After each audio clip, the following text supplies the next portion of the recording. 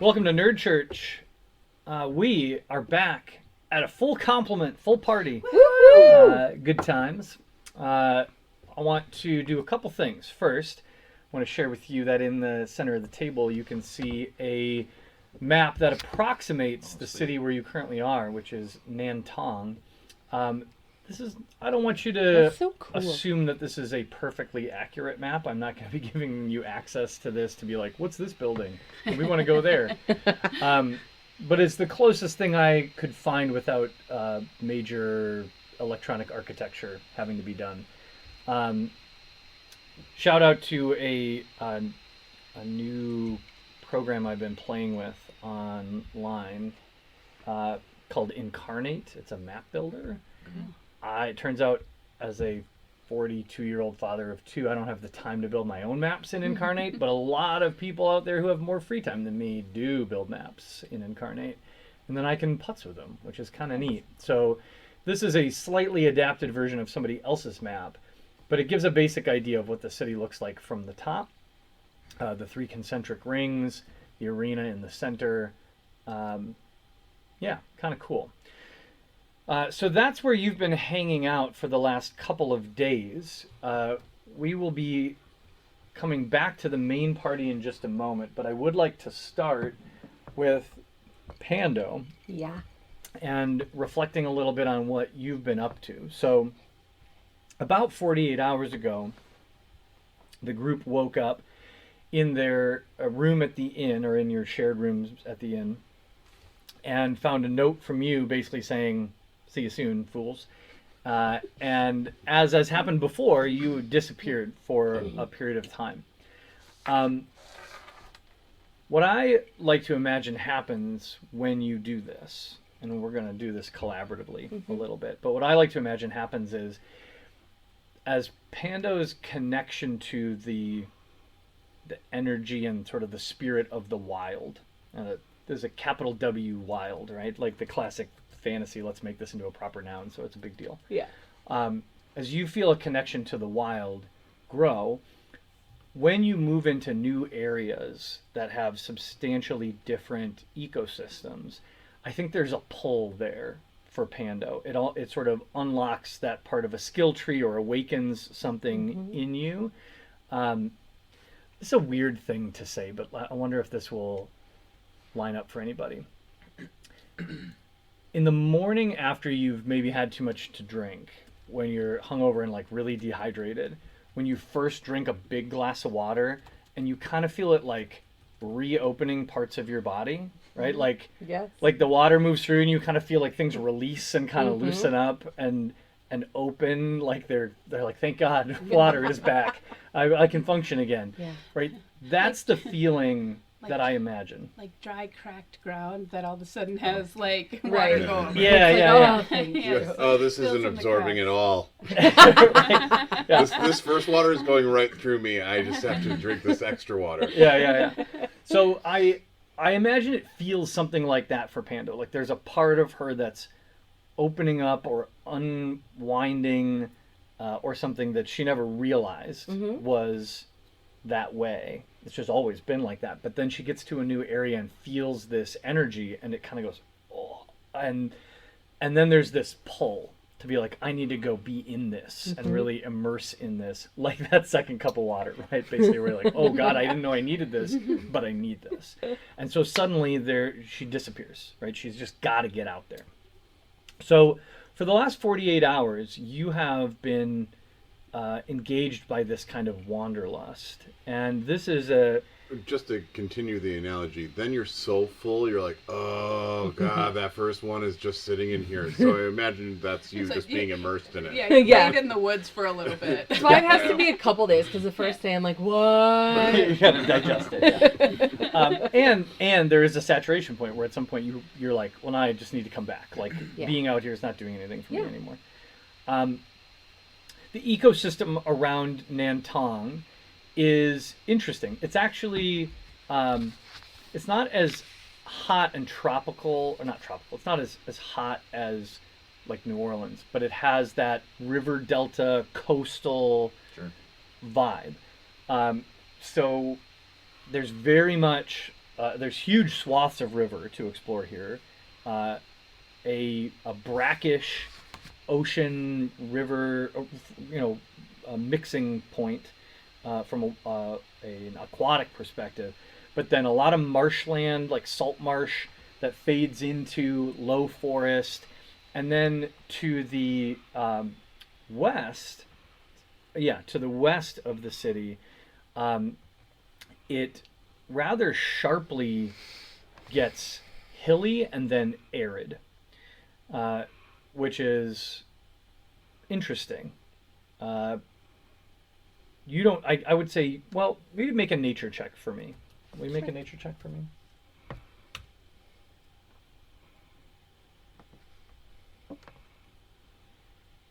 $21, but not a 21 Yeah. is excellent. I would say as you're exploring, one thing you notice is that the sharpness with which the landscape becomes arid west of the hills, west of the city, it gets quickly hilly, which is very normal, and everything looks normal to that point. But then it so sharply becomes dry and arid and barren that you are pretty sure that's not a natural thing. Something happened or is happening that makes this fairly stark. It's not so much like there's a line literally there on the ground, but you are familiar enough now with nature that it should be a much slower gradient. The weather patterns here should make this land actually fairly fertile. It is not. And from those hills, as far as the eye can see, it's dry wasteland. Not quite desert, but scrubland, let's say. You ever been to the area of North or South Dakota, like around the Badlands before you get to the Black Hills, where like there's just not a lot going on there, right? It's not quite what you'd call desert, but it's scrubland. Right? So those are some of the areas that you have been exploring. I'm going to ask you to roll a d12 for me for each day. So we have 2 days. Okay. And we're going to figure out a beast that you managed to observe and connect with during this time. And this will be added to your sort of repertoire now. Snake. Yeah, that'd be cool. First up is a 4. A 4. 1, 2, 3, 4. Oh. So on the first day, your wanderlust pulls you back towards the edge, this area where ocean meets freshwater. And I think you actually spend a fair amount of time kind of hiking through the salt marshes, and then even swimming, or maybe even on a small raft. Maybe you engage with a local fisherman or something like that, and you get out on the water a bit. And you spend a matter of a couple hours watching dolphins play out in this kind of brackish river water. And so one of the beasts that you can now transform into is a dolphin. You are, in case anybody else wants to know, Pando is now at a level, she has achieved a level where she can transform into beasts with a swim speed. So you are now able to turn into a dolphin. Roll for me one more time, please, for the second day. Is this also a level where I can fly? Or is this just swimming? Not I was quite gonna yet. say, wow, so OP. Not quite yet. Yeah. Right. It's not far, though. Because It's I was really- just Awesome. reading It's on really it. not far, but not quite yet. 12. 12. Was there any more interaction with or knowledge about what that giant beast was that was following us in the water? Okay. We may never know. Okay. That's what was said. Okay. We just may never know. I mean, Bonum. the ocean's a big place. It is. Okay, so I think on the second day, I think you head west, and you are pulled to explore these hills and the edges of this wasteland. Now, the wasteland is a slightly different experience for Pando. I think it's almost like when you bite the inside of your cheek and it doesn't feel good, and yet you can't stop like exploring it with your tongue, or you keep accidentally biting on it. During this whole period of wanderlust, you keep bumping up against this feeling that something unnatural, that something not right, something, it's a wound on the wild. And though you don't want to be around it, you keep wandering close to it. And That's on brand for Panda with her altruistic kind of like ever wanting to learn things. yeah, and it's not comfortable. But it is in the middle of that second day that you find yourself again in the hills on the periphery of this area, and you stumble into a little cleft in the hills, or sort of a rocky cleft full of this kind of gnarly scrub brush, and bursting out from under cover is a pack of giant rats. And we're not going to do this combat, but you are immediately under attack and surrounded. And as you all know and remember, being surrounded by giant rats can be deadly. We know for example. Yeah. We almost had to start over. Right. Yeah. It's like a Deus Ex Machina. Yeah. Right. Now, the good news about this is you're much more capable now than you were. And so Pando doesn't panic, but things do get a little hairy there for a second. And it is at that point that, oh, and by the way, you can now transform into a giant rat. So you Yes, can a add that to rodent your of list. unusual size. That's right. A lot of people don't believe they exist. I don't think they Yeah.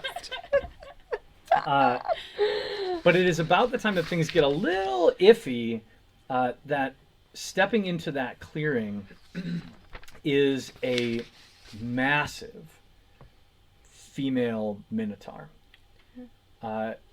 Unlike any of the minotaurs you saw in the city, this minotaur is draped from head to toe in what look like long strips of animal skins, bark, and other natural materials, woven grasses, things like that. Picture a ghillie suit. Okay. You know what a ghillie suit? Everybody knows what a ghillie suit is? I play Call of Duty. Sure. So picture a ghillie suit, but not as much made for concealment. It just looks like that, right? Yeah. It definitely disrupts the silhouette, but this is more it's almost like a celebration Okay. of everything that exists around here. Yeah. Full horns. Dangling from each of the horns are what look like bone totems. So they're like, they're essentially lizard or snake spines. You can't tell, but they're long. Yeah. And they sort of dangle. And then at the end, there's a number of different bones attached. So this female minotaur is giving off a really strong shamanistic vibe. She doesn't come in stealthily, just stomps into the clearing and utters a word, a phrase you don't understand. Well, let me check that. Do you speak Sylvan? I think I do. Hang on. I would have to look that up. Yeah, let's check it because I don't remember. Freya speaks No. Minotaur, by the way. Celestial, Common, Druidic, Elvish, Halfling. Okay. I thought I read something somewhere. So you don't understand this, but the fact that you speak Druidic means it sounds familiar. Okay. So it's not completely garbage language to you, but it's just a simple phrase. It'd be the equivalent of like if you heard Latin but you speak Italian. Right. And you kind of get the sense that, well, especially because of what happens next, that it is some version of this translation is depart blended with threat, blended with protection. Yeah. Some version of that meaning is attached to this. And as soon as she utters this phrase, you feel almost like a thump in your chest, like when bass hits in music, but no sound. And the rats just turn tail and scurry back into their burrow. What do you do? I scream, if not friend, why friend shaped? No, so I could see Pando, because she has a little bit still of that naivety, and this whole world is still fairly new to her, and so I think she doesn't always perceive things as threatening as they are, and instead has more curiosity about it, and so I think that she understands, based on what you just described, that there was a really clear message to like get the H out. So let me clarify. That didn't feel directed at you. Okay. Well, I want to try to approach the Minotaur. I'm out here exploring and learning, right? Yeah. So I would like to understand who this Minotaur is, what they're doing here, what this space is, because I clearly understand that this space is not naturally the way it didn't come about naturally. So I'm probably wondering why. Okay. Let me ask this. What language do you think Panda would default use to speak to this person, like in this moment of shock? So I know that it says the languages I'm proficient in are Celestial, You're Common... fluent in all of that. Right. But is it out of the realm of belief that I have some, like, freshman level high school, like, grasp of... Duolingo, Right, Sylvan back in the day. That I can maybe just ask basic words like, or like say like who I am, who are you? I'll give you a deal here. Okay. Roll a history check. Okay. And with a high enough history check, we will say that in the temple there was maybe some basics. 20. Well, that's very good. Yeah, but so I think what we're talking about here is you have, you're not conjugating verbs or anything. No. But you have, like, first grader level. Right. I can Super basic. I could build a sentence around some simple concept. Me Pando. Yeah. Who you. Where is What the this? bibliothèque? Right. Dar un paseo. Okay, so you make an attempt in Sylvan, and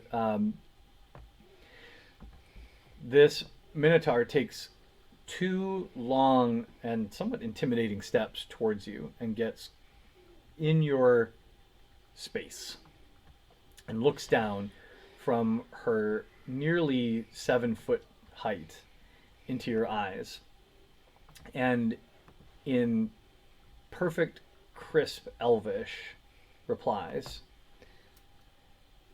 "Child, what brings you wandering so close to the wound? There is danger here." My friends and I are staying not far from here, and I felt something wrong here. What is the wound? Wrong is the proper term. You are clearly attuned, though new to your attunement. I can feel the excitement as well as the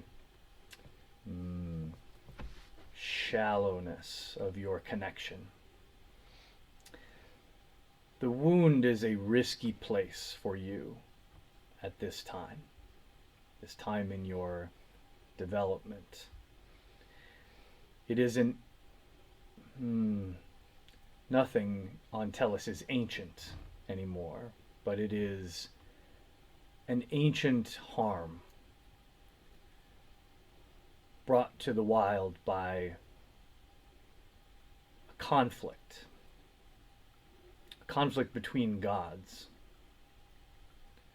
Now, when the Minotaur talks about a conflict between gods, this is an interesting thing for you to hear, because for as long as any of you have been alive, and for many generations before that, the gods have been discussed, but notably absent from Tellus. And so there are actually a lot of people on Tellus who don't believe in the gods anymore. They think the gods are more like tradition. It's just something we say, Yeah, right? It's like Santa. Yeah, This is all blasphemy because there's only one God, and that's the God Emperor. So that's correct. Yes. So to hear somebody talking about the gods with specificity, like there was a thing that happened, the gods were physically present and did a thing, and that created this. Yeah. Immediately puts this person in a category of almost religious zealot. Yeah. Culturally in the world. Sure. So for someone that grew up in the empire, this might immediately feel kind of weird. Yeah. Right? Now you went to a temple, but it was a temple focused on nature, and they certainly referenced a goddess, a nature goddess, but you'd never felt a connection to anything spiritual until you touched the wild. So she continues. In this conflict, mighty and dire powers were unleashed. Terrible weapons brought to bear. Weapons that killed, destroyed, dismantled the very fabric of the wild, as they dismantled the fabric of living beings and even the divine. In the absence of the gods, the wild has experienced a resurgence, which is what you feel. It is why the call is so strong. It pulls you out of Nantong and into the hills. And it is likely why you are, I assume, experiencing interesting new strength. When the gods departed, or perhaps fled, they left behind their power, and the wild is reabsorbing what once belonged to it. All of us who have a connection, a tie to the wild, are growing in strength, growing in wisdom, growing in our attunement to the wild. Pando kind of interrupts and is like, so we're like becoming gods. This is a dangerous line of thought, young one. It is exactly this sort of thinking that led the gods to the place where they ended up, and that created wounds such as this. And as she gestures behind her, you see you're standing in a place now where a lot of the wasteland is visible to you. You're up on the hills, and you can see almost to the horizon. And it really looks not like nothing more than a scar on the land from here. She says, the wound continues to bleed. It will not heal without massive intervention or steady work of generations, which is the work I have undertaken. Perhaps someday when you have grown your connection, you will return and join us in this work. But you are not yet ready. There are others like me who wander the edges of the wound and attempt to slow the bleeding, bandage what we can, reclaim parts of the land. But this is the work of hundreds of years. In the meantime, if your journeys should take you into the wound, guard your spirit carefully. It is not the wild as you know it. Tapping into your burgeoning powers could prove a dangerous temptation. I must depart now, but if you return to these lands, seek me out. What's your name? What's your name? She asks in broken Sylvan. Yeah. I have abandoned such affectations. It's just a symbol. Think of one. And then I'm the druid formerly known as, she then turns and walks back into the woods. And it is it feels very clear to you you're not meant to follow. This conversation is just over. Pando awkwardly yells, "Have a wonderful day!" Nice to meet you. It's a real pleasure. I didn't get your number.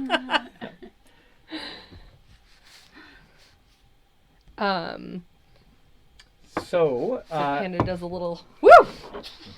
Starts heading back toward her friends. yeah, so it is around moonrise that night that you re-enter the city and head back to the inn. When you return to the room, your friends are asleep. You can either... Well, you tell me what you do. When you walk into the room, your friends are sleeping. I'm gonna tiptoe so as not to wake them up. And just kind of find myself a nice little space to meditate a little bit. Right. And wait for everyone to wake up. Sounds good. You all awaken in your room at the inn to the now somewhat familiar smells of baked goods and very strong coffee wafting up from the common room, and to the sight of your friend Pando, a little dirty, like she's been on a 2-day hike, A walkabout. on a walkabout, but otherwise well, and looks sort of flushed with energy. Looks refreshed. Looking good, Pando. Hi, friends. Yeah. You've got a pine cone. Yes. Yeah. Oh, maybe it was decorative. That's for you.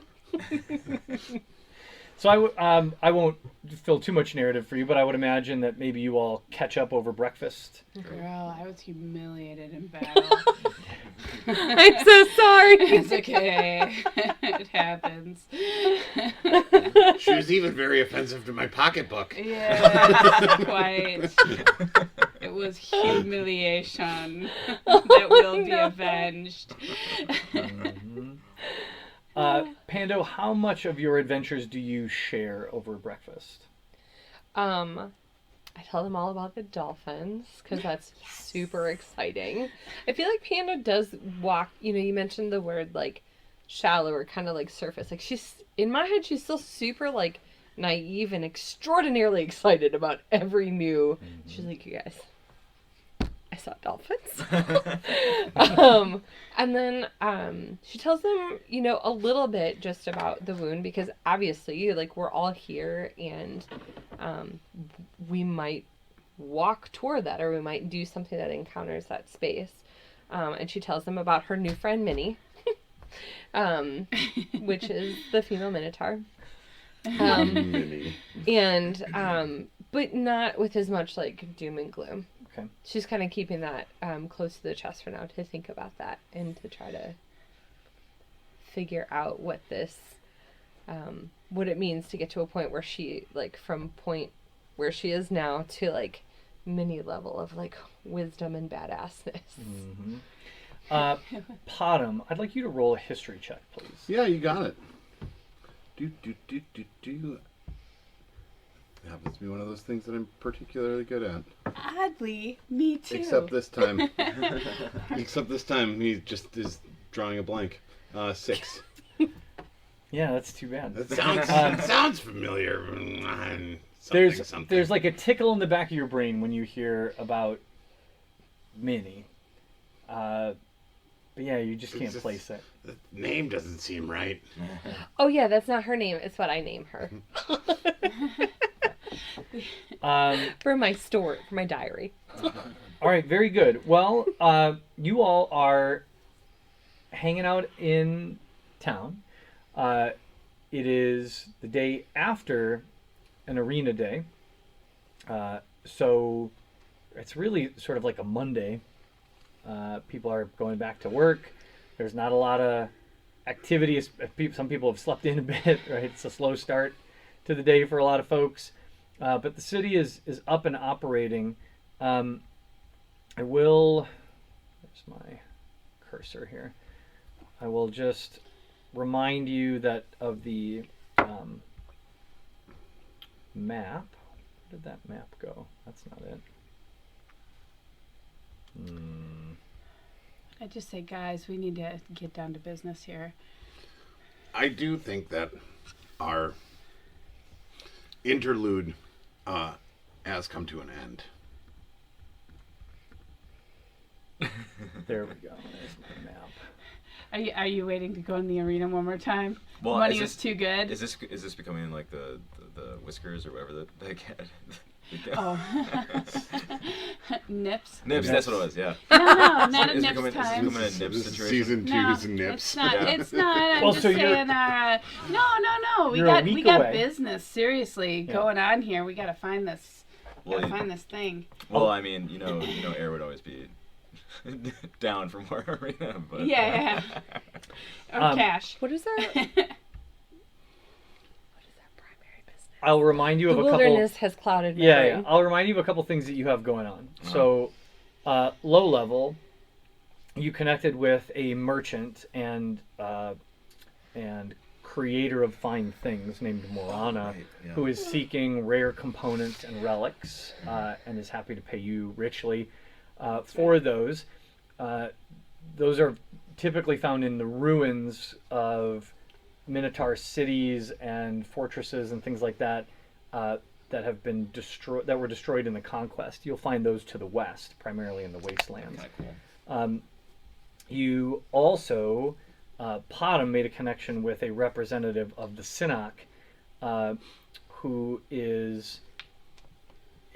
became clear in conversation is in opposition to the current mayor, the Elvish mayor, and is looking to, well, you were extended an invitation to talk to members of the Synach. That's about it. And last but certainly not least, your tracking device is still pinging west and slightly south. You did have a conversation where you acquired a map, which you can see here in front of you, that shows the way that the river delta, the Chinkosh River, the way it continues inland, and you learned of a very small settlement called Teshiar that is close to the source of the river. That is the closest landmark in the direction that your tracking device is pinging currently. So it's a potential next step for you. That is approximately a 10-day journey on foot, or 6 days by raft, or perhaps mounts of some kind could be acquired. You haven't really done research to that extent, but those are the things that you've learned up to this point through some of your intel gathering. And then there's all kinds of other stuff going on. It's not a giant city, but there's activity to be found if you're looking to putz around. You've got a week until the next arena day. Who are we tracking?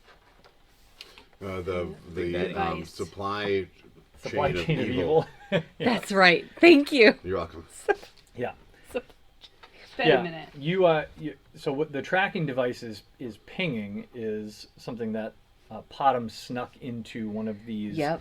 devices that was passed through It's the all portal. coming back. Yep. So you're trying. Your current high level mission is to uncover what was on the other side of that birch portal that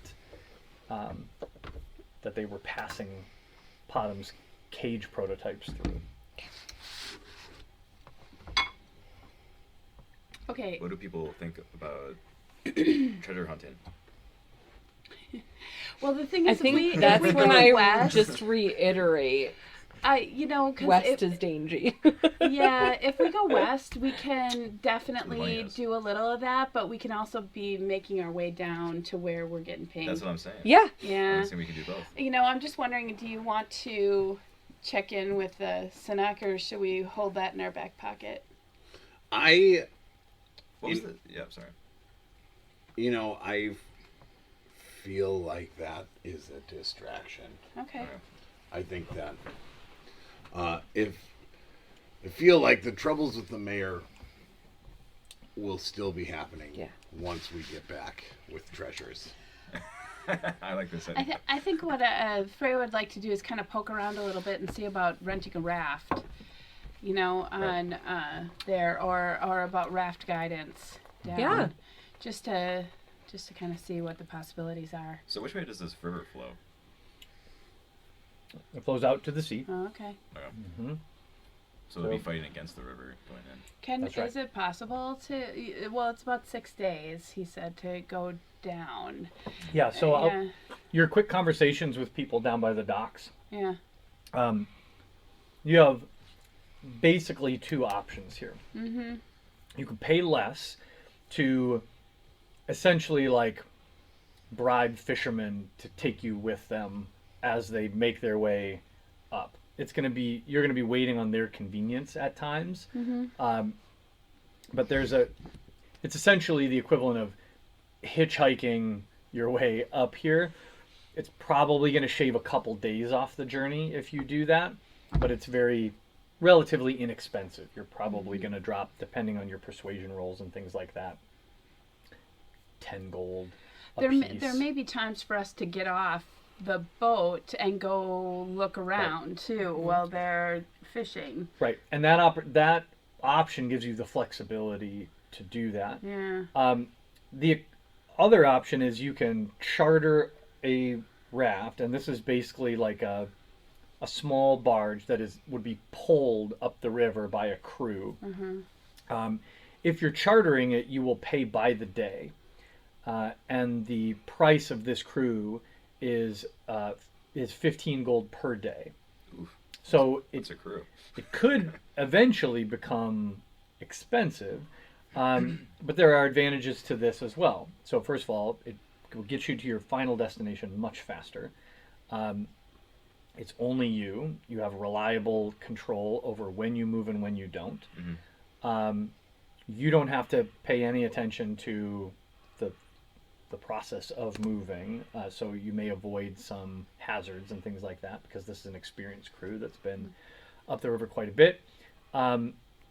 If you want to pay more, you can also hire protection as a part of that. We got this. Guards to take We're the care of protection. local hazards. We're the things like protection. that. But We got a dolphin now. Right? Dolphin. And a rat. The hired crew estimates a 6-day journey to Teshiar. Yeah. The real question is, what is the crew going to pay us to protect them? Oh yeah. Yeah. Actually, I thought the real question is, can Potham ride on the back of a dolphin? Yeah. Oh, I sure can. Yeah, I mean, feels like something we're. I feel like- Oh, that is I definitely I feel happening. like if you give me 10 minutes, I can rig up a harness. I feel like we're gonna learn the answer to that. Real quick. This is So exciting. slippery. You really gotta squeeze your knees to hang on. I need some foot mounts next time. So, 90 gold? Do we have to pay them? If we, like, go all the way here and then hang out, do we have to pay them while they just sit around? Mhm. What? Man, these guys are Will they expensive. will they just drop us off though? Do you Sure. have to pay them to go back? Yeah, I mean. Oh, so We we could can do it God, the it's airway. We fine. could go and then just kill them. Yeah. Hey, what a path of non-violence, dwarf. A little, He said the little rock the gnome. airway. Oh, the airway. Yeah, yeah. Air's like, yeah. Aaron, go, No. like, The little rock gnome just found a way to get a cheap shot in. Yeah, that's funny. Aaron doesn't pick up on the That's joke at funny. all, and then she like seriously considers it for a second. Oh yeah, Like, no, well, that's cost savings. No. I feel like that interaction The heat ends. versus the cost Yeah. savings. Yeah. I feel like that's Potham at the end going, I was joking. right, of course. pulling his hair. Yeah. Ah! I mean, they didn't do anything. If they had done something to us, Yeah. you know. Yeah. Now we're just thinking how she could set that up. Yeah. It's like, charging $90 is really doing something to us. She's like, you idiot dragonborn. If I will provoke totally them, create a if I provoke them situation where I enough can on the manipulate journey, you. Well, I don't know. I'm sorry I brought it up. Aaron is good with anything, I think. You know, I honestly, we're doing okay on gold. 15 gold a day isn't horrible. It's Okay. Splitting it up. I'm okay with that. I'm pretty flush. We could do that. Even if it's 10 days or so. It's probably. Do we know? I mean, someone had mentioned that they learned that it takes 6 days. Is that accurate? Did I hear Yeah. that correctly? Yeah. 6 but days if you charter the raft is their estimate Okay, by river. sure. 10 days on foot if you can find some kind of local mounts to buy or rent, probably faster. There's a land route. Sure. It's not there's not like a road that goes all the way there. It's not like an oak leaf trail. It's not the oak leaf trail. No. Follow the way. But there are some roads that will take you a bit of the way. But the local mounts are, well, if you go explore, you will discover that the local mounts are meant to surmount some of the wilderness that you're facing. Not to be ridden necessarily, but to. Oh, they're meant to be ridden. Okay. Yeah. So if you want to go check out a stable, you can learn more about what people ride around here. We would have a little more flexibility going by horseback for exploring, but we could also, if we have a chartered vessel, we could also stop at any point, just at the risk of having to pay a little more, and go out and look. I don't mind the money factor. It's just if we did want to stop and look for in the ruins and stuff, I feel like it'd be easier to do that if we were on horseback. But I'm fine just going straight there, and then maybe like the journey back we explore. We don't but we'll be necessarily walking. know that we'd be coming back. True. I'm kind of curious what the heck. It's probably not horses they ride around here. Yeah, let's go see. Oh, because it's Yeah. minotaurs. Might not there's necessarily something be I can horses. They easily might ride. be creatures. They did say mounts. Let's go explore. Can I only Let's stay go in ask beast around. form for an hour? I think that's the case. I think it expires after an hour. I We'd think have to look. that's what, because I just But I read up believe on it's an everything, hour. and I think it was an hour. Because Let's- I was like, I can be my mount. Like, Oh, right. Sure. But Let's only for an hour. Let's ask around because I'd also like to know like what conditions they have for us bringing them back and all of that. Yeah, the last time we jazz, did this, 'cause- didn't we just steal them or something? No, we did get them back in time. Oh, we did? Yeah, I know. Just Was You it got the it with Aurochs? them. Just just barely. barely. Was that the Aurochs that Yeah, we we got rented, or was this horses. No, we had horses? horses when we were out in where we dropped Okay. Lily off. And we had Yeah. that whole. We got For some animals. reason I thought it was Auroch. Maybe that's just the poop. It was the poop. So when you go to check out the local stables, Yeah. there's an abundance of different kinds of animals here. Okay. So again, this is a trade port town, so there's a lot going on here. You definitely find aurochs that are here to pull wagons, oxen, horses of different sizes and shapes.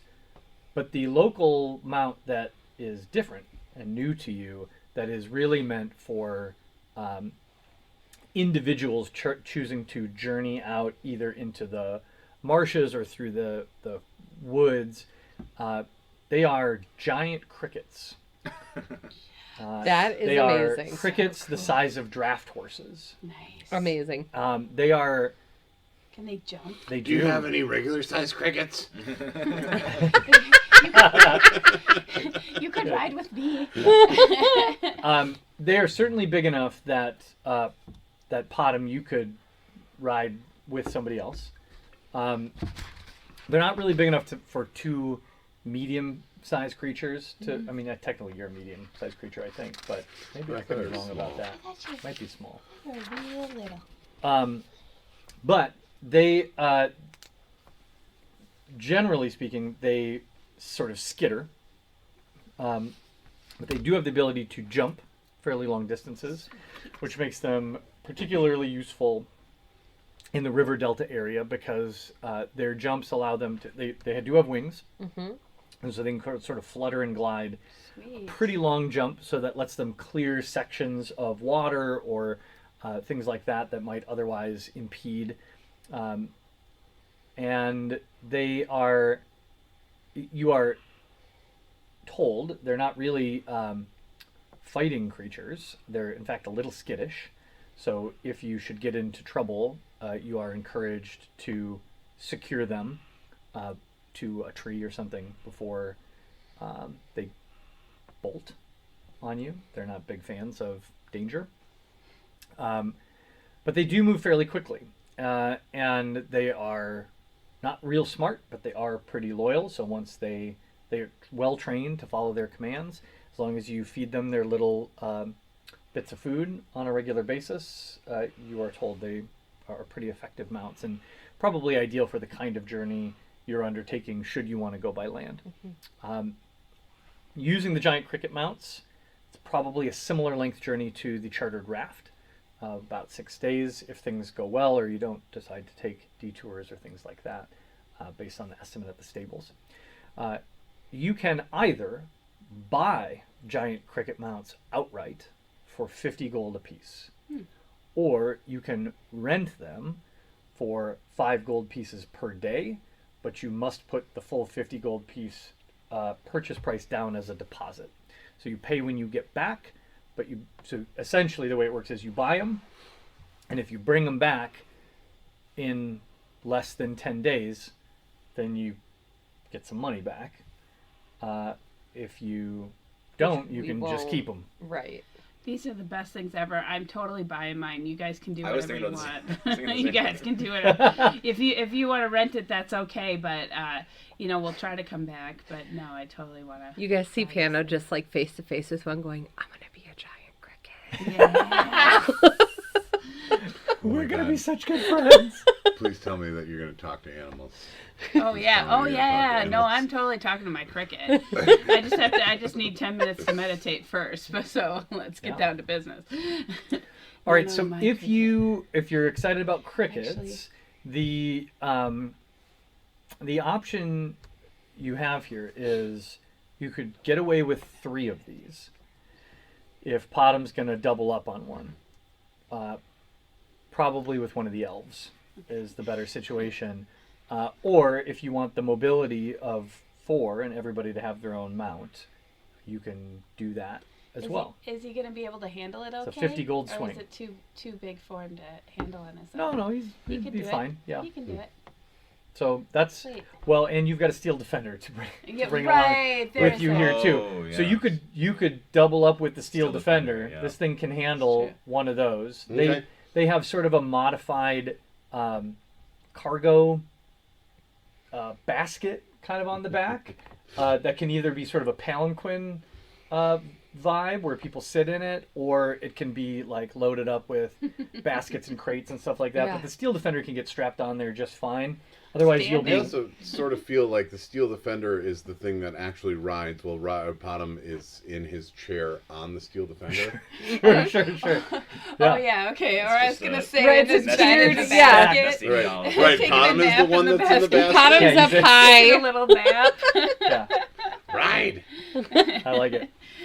Okay, so we're going 4 crickets then? Yeah. Actually, what I'd like to do is just step away first to meditate for a few minutes because I would like to talk to the crickets before I actually purchase one, Oh, you're just gonna to see. I want to choose a make cool sure we're cricket. well matched. Sure. Okay, so Yeah, I do my fair. little thing, and yeah, I'm gonna come in and Tell me specifically, is your goal here to gain an understanding of which cricket is the best cricket for you, or is your goal to like charm a cricket into thinking you're awesome? Like, what's the angle here? no, really, I want to make sure our personalities match. Okay. That we're good. And I want a cricket that isn't scared to go into battle. Okay, you're looking is for needed. battle cricket. I'm Battle looking cricket. a Battle little bit of cricket. which I think will go along with my personality. Yeah, no, I dig it. Yeah. All right, well, then I want you to roll an insight check at advantage. Okay. Because you cast the spell, I'm going to give you advantage on your insight roll to suss out the toughest cricket. You want a cricket that's just a little bit bitey. I got a And B. that's a 20. That's a 20. Yeah. A natty 20. Oh, there it is. Yeah. Yep, natty 20. I guess I can roll at advantage, but That's unnecessary, yeah. unnecessary. All right, so I think you cast your spell. You kind of immerse yourself in the spirits of your ancestors and connect to this primal force, Then I'm like, hey guys. and then you just wander through the cricket pen, Yeah. and you're chatting them up, and immersed in this discussion. Panda's like, wait a minute. Like And as it's- soon Panda's as- just like petting her cricket already. Yeah. when you walk in, all of a sudden it just sounds like nighttime in a field. Yeah. Yes, Oh my yeah, gosh.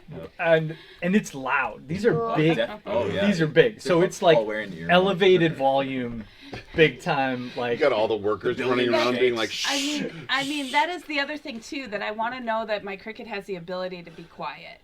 yeah. Like to have a little, Stealth, I'm- yeah. So I I'm- think cricket. I think you spend a little time here, but not. It doesn't take too long Yeah. because it feels almost instantly obvious to you. Mm-hmm. And it's partly because of the sounds that they're making and the communication, but partly because you see one that's a little scarred up, and as you approach it and you're kind of like,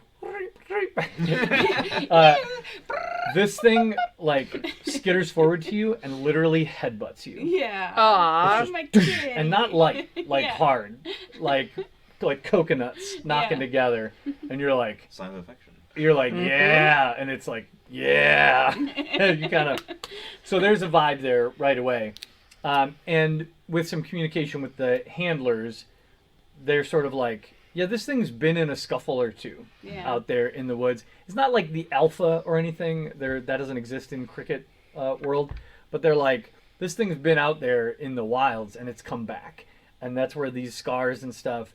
The one twist here, the downside is, it's not a cricket that's going to run. So mechanically, this is not a cricket that's going to run, but it does have a busted wing, and so this cricket cannot glide as far as the others. I'm But pretty you still- heavy too. yeah. Yeah. Yeah. But you still love it. You look I for all do. its all its flaws. 1,000%. I'm in love with this cricket. I'm going to tell you this again mechanically. This is the only cricket of the crickets you will hire that will be able to attack. Okay. Yeah, definitely. All the rest of them are not going to attack unless they are directly being attacked, and it's like, and they have no choice, that they Yeah. can't run. This cricket will attack on your command. And her name's Susan. Susan, Susan the battle cricket is now canon. Put it in the lore. Yes. Susan the battle cricket is your mount. It's great. 50 gold. Yeah. There it is. Oh, God. Everybody else, Oh, I wanted to do something too. do it. Oh, I wanted to offer 55 to the handler. He sells me. I'm trying to persuade him to selling me the fastest cricket. All right, speed cricket. Speed cricket. Make a persuasion check. A 10% bump. I'll just lower the DC a little bit. You're not getting advantage. 23. Okay, yeah, no problem. Very convincing. Yeah. Yeah. It's like, he's like, whatever. This handler's into it. Yeah, they're like, well, I got a quick one for Okay. you. It's a little smaller than the rest, but okay. that's not going to be a problem for you. You're light, and it is the youngest of the crickets available here. Feel free to name your cricket whatever you want. I'm going to ask what they named it. Uh, Do they have a Minotaur? Is there a Minotaur, cool Minotaur name for this cricket or something? yeah, I think this cricket's name is You can circle back too if you want. no. This cricket's name is Mert. Mert. Mert. Mert. And It's great. yeah, they're. Mert. This is Mert is actually a Minotaur term for Quicksilver, for Mercury. Oh, sure. Um, Mert. I would also, now that I'm seeing that all of my Everyone's companions special. are taking like, this real serious, yeah. Oh, all Everybody's customizing their cricket. Well, I would like a utility cricket, please. Something slightly larger, maybe a bigger basket for carrying things. Cricket with extra storage capacity. Hey, you can fit a lot of cricket under this thing. Oh, does that have a Triton engine? Is that a Triton cricket? This baby. Oh, it's got a Hemi. Oh my god. Yeah, I'm just gonna give you that. I don't think you have to roll anything. You just look for the biggest cricket, and yeah, they'll upgrade the basket with whatever equipment you want perfect. for no extra charge. So yeah, I'm not sure mechanically what this gives you, but we can debate it later. Yeah. If there's a situation where you're like, well, with my extra big cricket, We need to pull out that tree with my extra big cricket. We're just gonna strap some chains to it and yeah, heave ho. this cricket Put it in low has gear. this cricket has a towing capacity of 1,500 Yeah. pounds. Oh my god. It's got a hitch. This cricket's got a hitch. Yep. It's really funny. After this last month, where all of a sudden I created a cooler, and I was like, oh, what if I really am pot? And it's funny because I named my truck the Artificer. That I'm like, what if my truck is the Steel Defender and I am the Artificer? They had an existential kind of. Just yeah. No, all of a sudden I was like, Steel Defender's a good truck name. the Yeah, Steel Defender Steel is a good Defender. truck Yeah. name. Yeah. You are Potom. Yeah. Mm-hmm. And Potom names his cricket the NX-07. Yep. I've had 7 mounts in the past. Or I've had 6 other mounts in the past. This is the 7th. Mark's up. All right, so we have Susan the battle cricket, Mert the speed cricket, and NX7 the utility cricket. Pando I- has. I feel like it's obligatory now that Yeah. you do something cool with your cricket. I mean, so I this made is my cricket. Oh, you've already sketched your Yeah. cricket. Yeah. this is Beatty, and I Beat? BT BT. BETIE, and I have Beatty. chosen Beatty because we like each other. Beatty the nice cricket. Then Yep. Beauty the Nice Cricket. Yeah. Bonus on your Christmas rolls. Yeah. So these are the moments in D&D where I am reminded that D&D is a game like all other games, and that there are certain elements of games that people connect to. Yes. And like, so when my wife does not play video games, but on the rare occasions that she has, the only part of the video game she likes is the first 15 minutes where you customize your character. Yes. And she wants to pick hair Yes. and outfits and eye color and all of that. Yeah. And then once you're past that, she's like, well, now I'm bored. I don't care about any Right. of the rest Yeah. of this. And I'm like, now it's time to play. Right. Yeah. And that's what your crickets are, and it is delightful. All right, so I need each of you to spend either out of your party funds or out of your individual funds 50. There's a total of 200 gold getting outlaid here. 50 gold per cricket. I put it out of my funds. You don't have to make a decision now whether you're renting or buying, but should you return these crickets prior to 10 days, you will mean, get some money back. Mathematically, that's not if it's 6 days there. Stuff. I mean, who knows? I'm just I'm telling you the. I like Nice Cricket better. Right. Just telling Beatty you and the- I are bonded. No, I do. I love Susan. This is gonna be. She's my new best friend. Hey, how do you feel about the cold? You want to come? You wanna come to the Come up cold? north. Maybe we Crickets should- love the cold. Yes. Maybe we shouldn't get too attached. Just to gets crickets. really I sleepy. know. now, gonna Bottom's die. already napping. now that we've all like emotionally invested, Yeah. I'm worried. Bottom's already built a tent in his basket. Yes. 4 hours ago, you didn't know these crates existed, and now you would die for them. Yes. Sounds accurate. I meant, yeah. Yep. Yes. All right, very good. Well, you are mounted. It is, I would say, at this point, late morning. And is there anything else you want to do in town, or are you setting forth on cricket back You bet. at this point? Yeah. So I mean, we so got we supplies set and forth, stuff. We just yeah. stopped. We got some food. We got some supplies. Yeah. We loaded up there. Okay. Yeah. So you have basically 2 options for your journey. You can remain on this bank of the river, the north bank of the river. You're at Nantong now, and basically just proceed along the river, or there is an option to cross just to the west, where you see that line, that long line. There's sort of 2 or 3, I guess, established fords of the river. Even though it's very wide here, because it's delta, a lot of this is shallower. There are islands, so you do have the ability with these crickets to cross the river at that point and make the rest of the journey from either of those fords on the south bank of the river. Pros and cons, as the locals explain this to you, as you tell them more about your journey. If you journey on the north side, you will spend some of your time in the wastes. Not all of it. You can hug the river pretty tightly, but there will be a day or two where you are likely to have to sleep overnight in the wasteland. And from the locals' perspective, that is risky.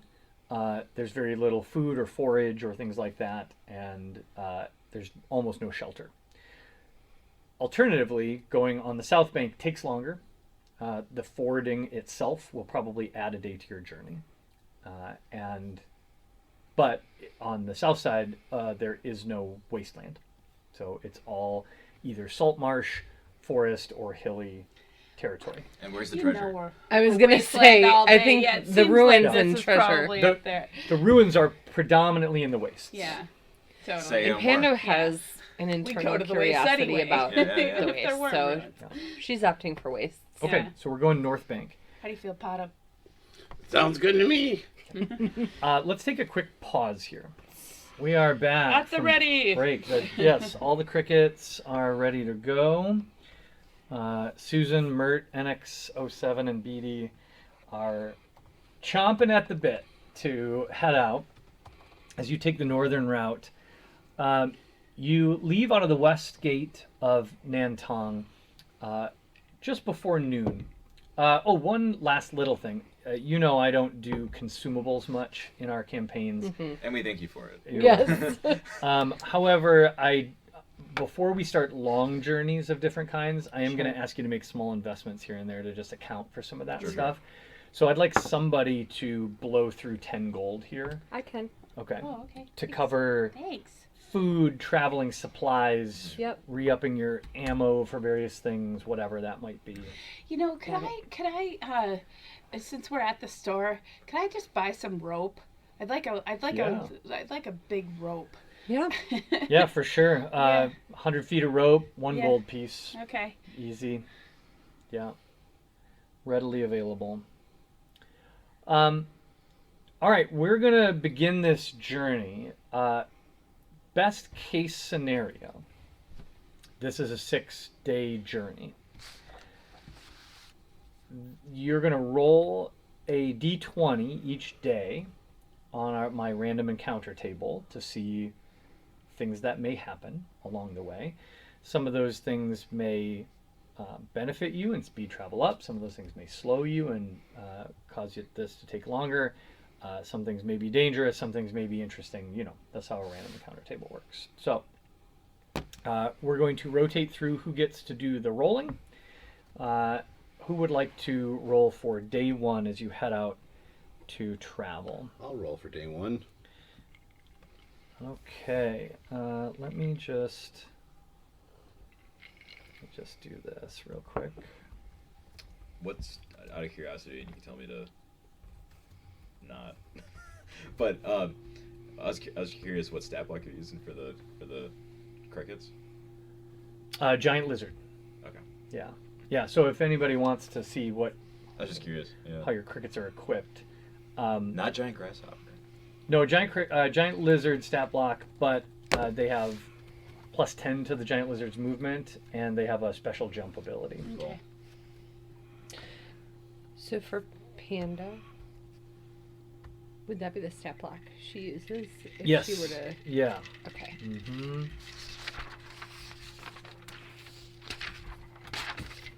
I think you could because the challenge of 1/4, 1/4.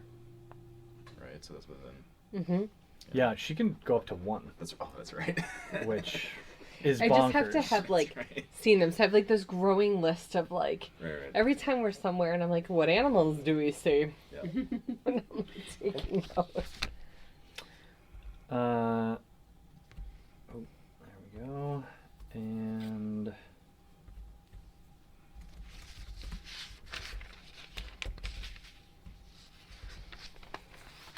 okay. So who's rolling first? I need a D20, please. Just a straight D20. Straight D20. It's a luck roll. Ugh, 5. A 5. All right. Okay. Your first day out, the weather is lovely. You have a sunny day as you proceed west of Nantong, and you make good time. Your extra investment in bonding with your crickets seems to have paid off well, as it doesn't take long for you to settle in to travel with them. You are all pretty sore at the end of the first day's travel. These crickets' movement is different, and the saddle sores show up in different spots than they would with a horse or other things. Except for you, Potham, because you spent the whole time in a basket. I would imagine that just rocking back and forth hits on the ribs a little bit different in the chair. Yeah, it's an interesting feeling at the end of the day. Everybody's a little stiff, a little sore, but you do make good time, and you don't encounter anything of difficulty. Along the way, most of this part of the journey is heavily like salt marsh, and so you still see like lots of fishermen on the water in this area. There's still not heavy traffic, but there's still traffic coming and going. Farmers, merchants, other travelers passing you by. You're basically still on the road at this point. So the first day passes without incident. Who's going to roll for day 2? I can roll All right. day 2. How do I roll just a regular? Oh. That's what that's I'm gonna for. hit that guy once and roll. Oops. Weird. You gotta- Okay. Let's do it like this. 18. 18. On the Oh, second, his eyes were dancing. Yeah, I got excited about The curl of the end of his mouth. Yeah. You know that this is a. Yeah. You did us good. yeah, you did. You did good. On silly thing. On the second day, you have most of the day stayed to the road, but as the sun starts to get lower in the sky, the path veers off sharply to the north, and you need to continue to the west. And this is your first encounter with the wastes. As you enter the wastes, Pando, you feel almost the moment of transition as you shift from this feeling of connection to the wild to not an absence so much as you can still feel the wild, but it's dissonant. It almost feels. Has everybody here had braces? Yes. Well, so this may not land for you as much, Alex, but Gabe is getting braces, and this week he got his spacers in, so his very first appointment where they like jam rubber bands in between your teeth to start to like spread it out so they have room to put the hardware in. And so that, if you've had braces, you know the feeling of tooth soreness that I'm talking about, where it makes you want to chew on something because there's almost a satisfaction associated with it at a certain point once the pain goes away. It's like you're teething again. Yeah, it's like you're teething again. It's not comfortable, but it also is weirdly appealing. That's what this feels like. But it's not in your teeth. It's in like the back of your mind. You spend some time as the waning hours of the evening descend towards night, deep in the wastes. So on the map, you're not entirely certain, but you estimate you're probably somewhere around here. So you were shooting pretty much straight west. The road has now headed to the north, and you're still out here. And rather than cut back towards the river at this point, you just continue due west. And you find yourself entering the wastes for several hours, to the point where you almost lose sight of the river. As night begins to fall, Not ideal. it is the most logical path for you at this point. The other routes are less passable, and this is what allows you to move fairly quickly. As night begins to fall, sort of a thin mist starts to filter in. It stays low, but probably no more than knee height to most of you, waist height for Potom. It's not thick. You can still see fairly well, but it is strange. It doesn't feel entirely natural. The scrub brush is sort of enveloped with this mist, and so you sort of lose sight of what's low to the ground, but you can still see out quite a long ways. Just after nightfall, just post-dusk as it's starting to get truly dark, and you're preparing to settle in, you haven't quite stopped yet because the moon is high, there's plenty of light. You hear, who has the highest passive perception? Not me. No. I have a 13. 10. I have a 17. Oh, okay. Passive wisdom / perception. Yep. Yeah. So Pando, you hear this first, I think. I had a quick question. Yeah. Like, as far as like a sense of hearing things, or like, where are the crickets at with that? Do the crickets sense things kind of before us, or are they like? Yeah, good question. I would say with this particularly, the crickets get unsettled before you notice anything. So all 4 crickets, I think they actually don't pause, but they slow and are less responsive to your nudges. And so at first you think, well, maybe it's because it's getting dark and they think it's time to set up camp.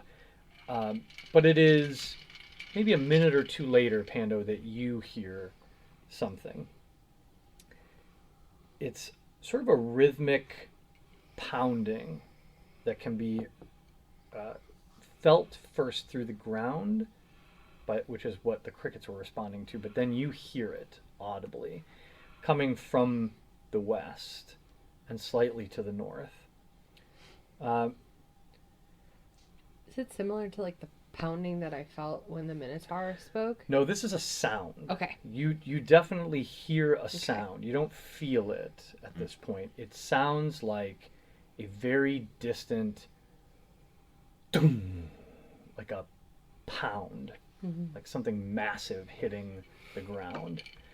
And it repeats regularly, which is why you really pick it up. Is it getting closer? Well, as you continue to move west, the sound gets louder. So we are getting closer to You it. seem to be getting closer. Okay. And it's not long before the rest of you hear this also. And then, now it's almost full darkness, you spot something on the horizon to the northwest. It's a dull orange glow that's just sort of creeping up out there from a distance. This is not the moon. The moon's high in the sky, and it's certainly not the sun, which has set long ago. You would almost compare it to a massive fire from very far away, or something else. Just as an aside, I've seen that on the way back from Madison once. They were burning a farmer's field, but I saw it from like 10 miles out. Yeah. It was awesome. It I'm like, is, what yeah. is that? It was I've seen eerie. it too. Did it look like the sun on the ground? It was, I mean, it was sort of just amazing. It was this like orange like hue, and you were kind of like, what is that? Like, it kind of looked like city lights at night, but then all of a sudden, but it wasn't that. You're like, no, that's not right. So everything you had to compare it to, your brain was like, no, Yeah, no. but then there was also all this smoke too. So then I was like, okay, something majorly's on fire, and I like got off the highway with a whole bunch of other people, and we went and like drove past this field that they were doing a controlled burn in. Wow. And there was just hundreds of cars that were just parked on the side of the road watching, and I was like, this is awesome. I immediately texted all these kids. I was like, oh my god, I just saw the coolest thing. I like Anyway. it. So that's what we see. That's there's a vibe here. Yeah. Yeah. What do you think the party would do in response to this? Are you like Alex and you head for it to see what this is all about? Do you think the party would at this point like stay put and set up camp? It's night at this point. You've been traveling Right. all day long. Right. It's so far away. I feel like we would at least try to get a better, Sense. try to see it. Maybe try to get a little closer. We could, friends, just send the exocomp Oh, yeah. forward Good call. as a recon, Yeah. just to see what that is and if it is something that we could possibly want to mess with, Or Pando can turn into Or a bird, not. too. or Pando. Right. not I a mean, bird. yeah. Oh, sorry, not a bird. No. Dolphin. But A dolphin. Lifeless. You No. can turn into a dolphin. You can flail about on the arid floor of the wasteland. Wrong animal. but I can. Speak to Anna. Is there a bird? I mean, I Well, can turn into. I don't know if I need to I mean- though. If the exocomp is just going to go and do. I'll also tell you, your best estimate is that this thing is several miles away. It's that That far it's and that that big. far and that big. I mean, do we see a bird? I have beast sense, Like I can go into a bird and fly Yeah. fly it over there. You don't. No, you It's, don't. it's night. It's night in the wastelands. Right. There's yeah, not a it's the bunch of like wasteland. sparrows flying Yeah. around Right. or whatever. Mm. You're out in the scrubs. So, I mean, Pando's very curious just because she's been given this, like, mysterious warning. Mm-hmm. She wants to understand more. Supposed to poke it. Right. Yeah. But, like, safely? It's very dangerous Do you for know you what to I go out mean? there. Right. But yeah, but what do you mean by that? I want to, like, poke it, but, like, with a really Yeah. long stick. Okay. All right. So what I'm like the what I'm saying is, exocomp. if you're going to send the exocomp ahead, Mhm. it's far. So either you're going to send the exocomp out by itself far For hours or something. for yeah. hours, or you're going to follow along with it and send the exocomp out later when you get closer or whatever. But this isn't like, oh, this is 200 feet away, let's send the exocomp to scout this other area. This is like several miles that way. There's a big, loud, bright thing. Right. Air's curious because when we were in the boat, we saw that huge monster, and I Really always had wanted an to- influence I- on it. I- I wanted to know We're more. like You're very still- judgy about this shape, monster. Yeah, I was monstrous really hoping creature. that had been, like, sorted. thing. And I was now- going to learn when I No. came back. And we didn't get any information about it, and so now I feel like this is another opportunity to get some more information about Yeah. large things. Also, I'm not In the super... water. Well, no, I mean, I'm just saying, not that they're the same thing. But Yeah. Well, I'm a little uncomfortable. I mean, no, we're like a couple miles away, but like, I don't think we should just like set up camp right here, knowing like this big, loud, fiery, mysterious thing is Oh yeah, Oh, that we don't know about. I think that if we're miles away, I think that we're fine here. Agreed. And ultimately, I guess there's something that's been weighing on me for the past couple of months.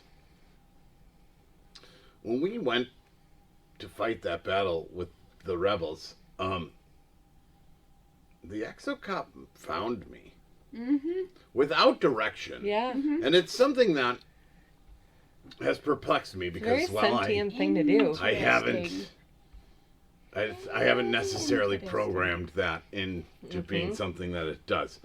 And so I feel like sending it off on this sort of a mission would essentially be testing that sort of limit. Okay. Okay. We could send it off, and even if it's not back by morning, it could find me. Okay. It could also be lost to oblivion, which, just make another one. Right. What I'd also like, make another one. The exocomp's like, I'm not coming back, you jerk. I've been waiting for this moment. We're all here like in love with our crickets, and this exocomp who's been with us for everything, he's like, meh. He's a classic depressive. Like, fine, I'll just leave. I'll go and do your bidding again. Okay, so it sounds like Um, you're staying put and sending the exocomp, Yeah. and you're going to be patient. One Keeping our thing- eyes on the horizon, though. Yeah, one thing that I would actually like to do is I'm gonna go in and I'm gonna go down. I'm gonna talk to Susan. Susan and I are gonna have a plan where we are on watch. So Okay. she'll be on watch for a little bit. I'll be on watch for a little bit. So you guys can sleep. It's okay. Susan and I'll take care of a watch. And Panna might do some light evening walking, not far, but just Sure. a little exploration. Okay, let me pull this together a little bit. So, the exocomp sets off in the direction of this oddity. And in the hours that follow, you set up a light camp, you take watch, the rest of you begin to rest a bit. Pando does a little walking, a little exploring. Not far. And about 2 hours later, remind me, Alex, does the Steel Defender, can you see through its eyes, or Nope. does it have communication? Nope. It takes commands from me, which I would imagine it would need to be within sight or sound to take commands. But it can. But other than that, it can take commands and then go off, Yep. right? What So did you can instruct it pre-program to do? I guess the instructions would be to investigate and report back, and I would imagine that the investigate and report back would be in the most simplest of terms of what that is. If it's a settlement or Okay. How does it communicate to you? Through beeps and boops. Yeah. Put in the beeps So you're on little R2D2? Yeah, I would have. Yeah. Beeps and boops. All right, I gotta think about that. Yeah, I guess we've never. This is the farthest that we've ever really sort of experimented with. Yeah. I'm not even gonna look this up. I'm gonna homebrew this. Okay. Okay. So the Steel Defender is gone for about 4 hours. And during that time, this sound gets louder, progressively louder. And the flame or the light gets brighter. I think with your perception, you can at least tell that it doesn't appear to be heading directly towards you, but seems to be moving past you to the north. But it is, as it moves, getting closer to you. And before the Steel Defender returns, you're able to see just a little bit more. And what you can see is this thing passes, obviously, between you and the moon. And you can see that because you can see clouds of dark smoke start to obscure the moon. There's sort of a silhouette of smoke that passes across the moon. So I'm this picturing thing like is a Mad Max mobile. entourage. Pando, on your walk, you don't encounter any creatures or really very much healthy nature. It honestly this short walk just leaves you feeling unsettled. I also think that once the exocomp has set off, that you see a side of Potom that you probably aren't used to seeing. That I guess, and I would attribute it to like a mother who has let her 12-year-old go off at the fair for the first time. That there's a level of anxiety of like he's constantly sort of looking. He's trying to keep himself busy. There's a level of anxiety there. I can always make another one, but I Like- don't. Yeah, right. Like, do you know where your children are? Right. 3 a.m. Do you know where your children are?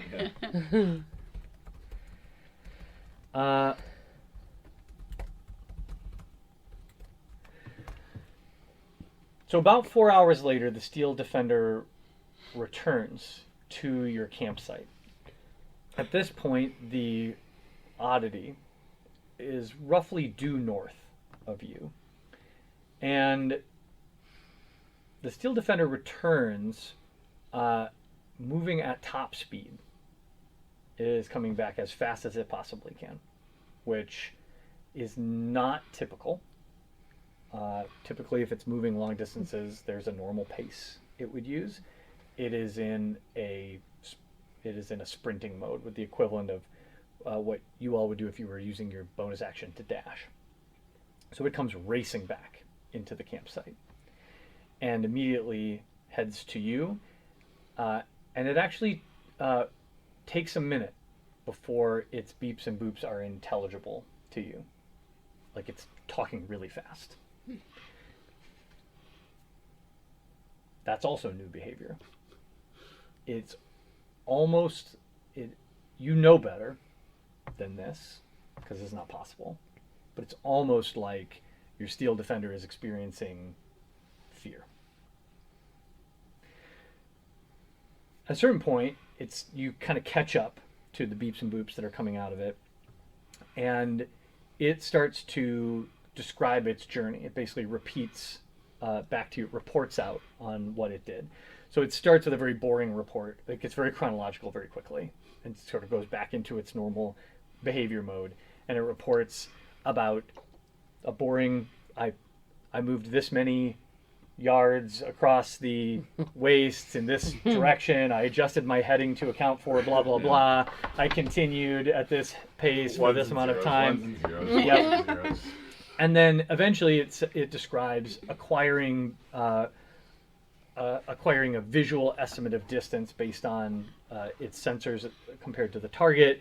It's able to start zoning in, and it got a lot closer to this thing than you maybe anticipated it would. The simple instructions you gave it were to investigate, and it interpreted that as like, get right up to this thing and find out what it is. And it got within about 200 feet of this thing, and then it turned and bolted. And it came back to you at full speed.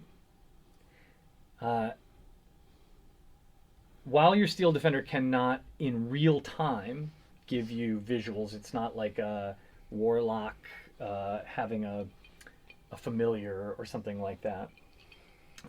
It did manage to capture some visual recording, and it plays back a short clip for you. It basically projects an illusion that you can see. This is R2D2. Mm-hmm. I was just thinking it was going to draw in the sand, but this Right. is way cooler. Right? And Pando goes, whoo. what you see is something like you've never seen, any of you.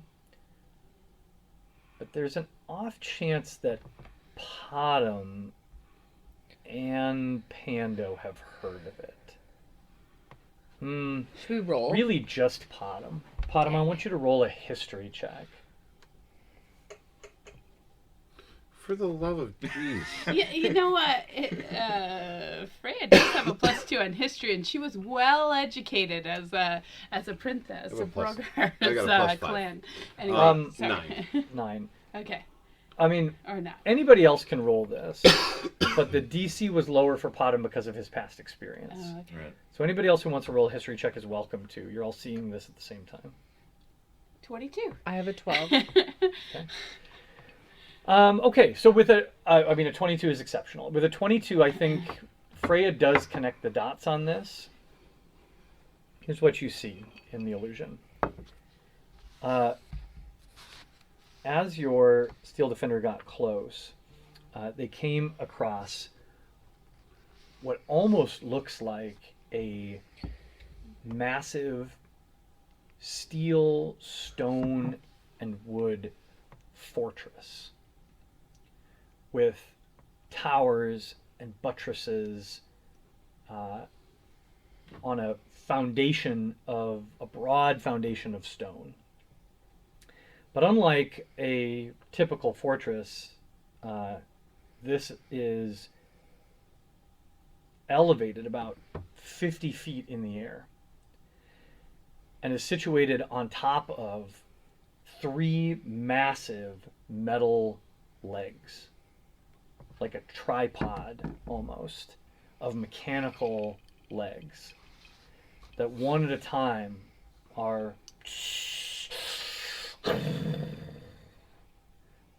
shifting forward and dragging this thing forward in the sand across the wastelands. Each time one of these huge, broad, almost elephant-like mechanical feet drop onto the ground, it creates a crater. You see the entire surface of the ground crack beneath the weight of this thing. Each of these feet is easily the size of the city hall back in Chukip or a large church. It's not quite city block wide, but the feet are, it's not like an elephant. It's like a building crashing down. The foundation of this thing supports what looks like I said, a large fortress, but you can see in the illusion flames shooting up. There's furnaces operating up there, huge smokestacks with dark black smoke billowing out of the top. And the battlements of this fortress are riddled with weapons, siege weapons. You can see mangonels and arbalests and ballista and catapults all over this thing, as well as strange, maybe arcane weapons that you don't really recognize. But what you don't see are any people. It's also dark, so it's hard to know for sure if you're getting a good look at this. But your Steel Defender got close enough that it sort of zooms up from the front and gets a look at the front battlement, the gates on the front. And you know what this is, or you suspect. We've had,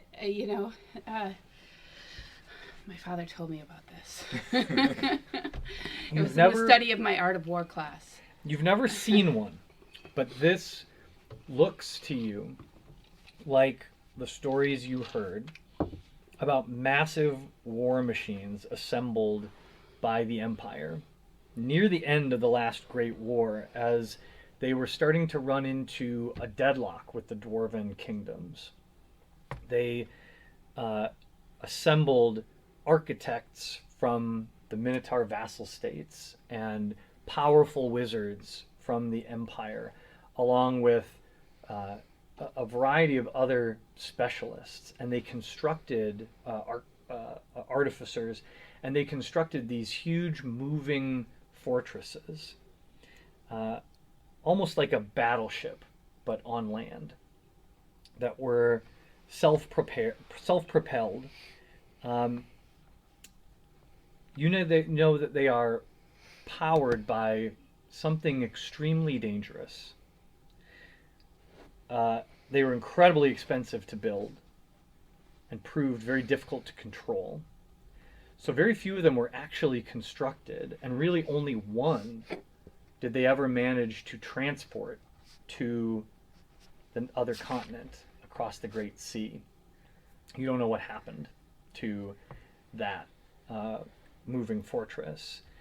But the remainder that were built at some point went wild and would no longer respond to commands, and now wander the mainland. Adventures of AI. Yeah. Did you say what it's powered by? Magic. Well, You don't know what it's powered by. Okay. You only know that whatever Dangerous. powered it is extremely dangerous, is known to be Dangerous. extremely dangerous and unpredictable. it would require a massive energy load. Right. Unless they were using my technology, but they're not. Clearly by the black smoke that's emitting from it. Could it be some Ooh, I combination? can make this better.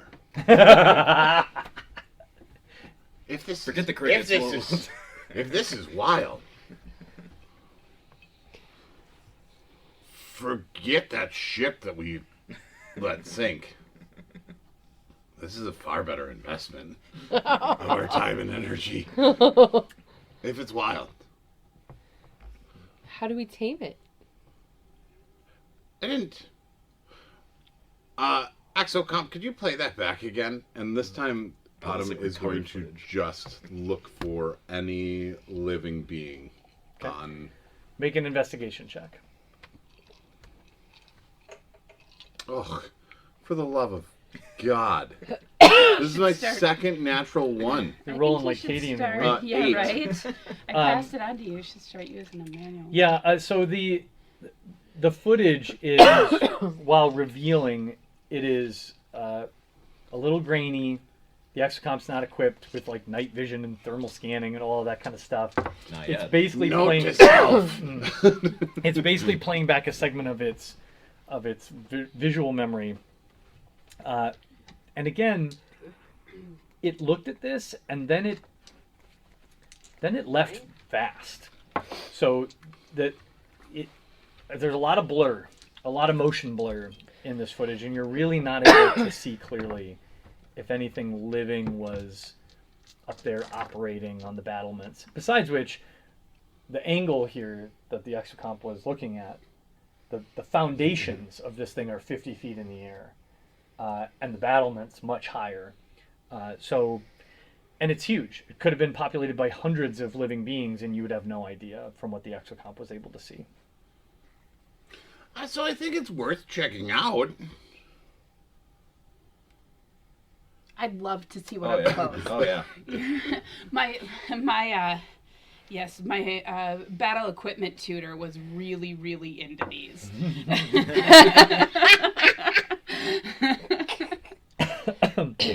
You're making us all very good at improv. Yeah. I will also say, Freya, that I'll just reiterate that the information you have about these things is that they were and are incredibly dangerous. These are among the most powerful weapons of mass destruction that the Elden Empire built at the height of the war. They built them in desperation.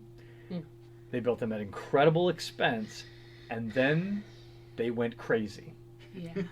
So They went rogue. So Totally rogue. curiosity, I It's think good. you're feeling the curiosity here, and you Yes. have the curiosity, but I think you of everyone here understand that what you are talking about Extreme is caution. extraordinarily dangerous. Extreme caution must be taken. And if we see anything, we leave. We Get on just those leave crickets. as exactly on our crickets on Full our crickets. speed. Right. Full speed. But, I mean, it is simply a machine, and when it comes down to it,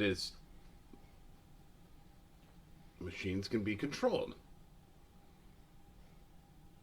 If the Elven Machines can Empire, be controlled. if the Elven Empire couldn't control these machines, we should exercise extreme caution. Well, you know, Air's always interested because she sees this opportunity to pillage whatever That's true. treasures might be. Maybe break off a housed. piece of it. Just as a, line of brevity, the Elven Empire didn't have me. I do have 100-foot Bottom, rope, too, always Bottom. humble. I like it. I would say that the only thing Pano contributes is the reminder that everything in the waste is a little bit wrong. Do you have any small animals that you can transform into? A rat. Well, no, it's a rodent of unusual size though. It's a giant rat. Giant rat. I'm sure, like, basic, like a cat or something. Yeah, right? Like I basic mean, do things. you- Squirrel, like- chipmunk, fox, stuff like- cat, regular yeah. rat. What about a Regular rat. regular rat? Yes, that's fine He's now. a regular rat. Okay, mechanically just or wondered. tactically, let me remind you, this thing is now moving past you to the north. It's still approximately, I mean, it's hard to tell in the middle of, it's now the middle of the night. You have not had a long rest. No one has successfully had a long rest, with the exception of Pando, who can pull that off in about 4 hours. If you are going to check this thing out, you would need to start pursuing it now, and you would forgo the benefits of a long rest for this evening's travel. I mean, I say Which we- means I that say the, we go the for it. downside is jazzed up. fatigue. The downside is you would take a point of exhaustion Yeah. Okay. tomorrow. What does that mechanically look like again? 1 point of exhaustion means that your saving throws and ability checks are rolled at disadvantage Oh, that's until actually a you big deal. recover your exhaustion. I say. That would not hit until tomorrow. Right. We got time. Plenty of time. it's only 3 a.m. Let's It's probably like 11 at night Oh, okay. right now. Okay, that's good. Um, Good to know. And just no, for maybe probably midnight, clarification, because the Steel Defender was gone for about 4 hours and departed right around sunset. so just for clarification, we're going because we want to learn more. Yeah. Or at least, yeah. Okay. Well, Potham wants to try to control it. Right. But, I mean, And Air wants to Are we loot using it. like your rope to But like? that's what they're telling you. and Freya would just like to see it so she could tell her Yeah. battle equipment tutor that she yeah, saw we're one. just They're going like- to see it. Like anybody that Like a says they're tourist, just like a- going So to the Pano Humane knows this Society is to a look. horrible Yeah, yeah, idea. yeah, yeah. Piano knows this is a horrible idea, but is also still very, very much so wanting to Understand. Because her friend Minnie said she has to learn more before she can be qualified to come back. This is excellent. I didn't think I was going to get to roll dice for this, so couldn't be more pleased. Oh God. All right, so you're headed north. So you're going to round. Here's the your crickets main up. mission, but here's the distraction. Do you guys want to go for the Ooh, distraction? yeah. That. Yeah, we're like, yep. It's a pretty cool We distraction. though. do. And We it seems to also- be like every game. He's like, the arena. He's We're like, like- we'll go to that. By the way, incredibly dangerous distraction. Anybody want to check it out? Hey, Anybody want to jump in the water? There's a big shadow. yeah, I'm really thinking. Maybe I just keep thinking I want to go We back. almost did. We almost sent the steel I defender really, down. I almost jumped in myself. Right. Oh, we make another one. I lowered myself down with a rope to just check it out. Well, next time, now we got a dolphin. So. Right. Yeah, we do. This dolphin wants to know. Yeah. The great mystery. Bottom can ride a dolphin. You all have a backup character, right? Like you've thought about gonna kind have of to who you start. might want to No, play I know. I in the actually future. kind of have been thinking about. I will it for a let while. you die. You Yeah, know that. no, We've yeah, said, you I've said it know out that. loud. I For know sure. that. That's the Yeah. only For reason sure. I didn't jump in to Totally. check out what was going on. Okay, the only reason. No, Erin talks I'm- big, but I'm she knows when really, to run too. Yeah, I'm really invested. in Not saying that Freya that big dark shadow in the ocean was dangerous, but you just No, don't I know Who knows? exactly. Who knows? Big dark. We really don't at this Could point. just been a trick of the light. No. We certainly have talked about The it. world is a weird. It's a It weird has world. stayed with us. Yeah.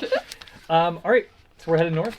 We're Yeah. north. Okay, you head north. Do and- we leave the crickets and tie them up? No, That's- we're- you we're- tell we're me. on the No, crickets. we're We need taking the our crickets. crickets. Okay. We are Okay. taking our crickets. All right. We need the crickets. Susan's They're like, making a will quick not escape. be left behind. Okay. Yeah. I promised Beatty that I will leave her a little Oh, ways yeah. away from it. Yeah. Oh, and we made a point of getting crickets that also can jump. Maybe they can jump onto the. 50 feet. Can crickets jump 50 feet? I will tell you with confidence they do Through not fire? have a 50-foot vertical. What about through fire? Well, how are they? Yeah, how are they jumping? How are they jumping through fire? Well, they had to get. I mean, people had to get onto it at some point, right? They Yeah, also get yeah, onto it at yeah. some point. It's true. So. You make your way north. I should have got a grappling hook too. What was Oh, I that was- thinking? When you get within about 1,000 feet of this thing, it is still dark, but as I said, the moon is full tonight, and there's a fair amount of light out here, and you get a better look at this thing. It is massive and intimidating. So I want you to picture like, you know those pictures on the internet of like German castles up on a mountain that look like fairy tale castles? That's the size of this thing. It's not only is it, but it's walking on 3 massive robot tripod legs, steampunk robot tripod legs. That if we fell in the hole it makes, we'd die. Um, No? No, but it's Oh, I thought you probably said it making went a all the way 10-foot deep depression in the wasteland. So you wouldn't die, but you could fall in the hole. Like every step this thing creates a crater. Okay. And shakes the ground. Then did you say it was dragging itself along, or? No. Oh, okay. So no, it's not dragging, but it Lumbering. lumbering. Yeah, Sure, that's a good sure.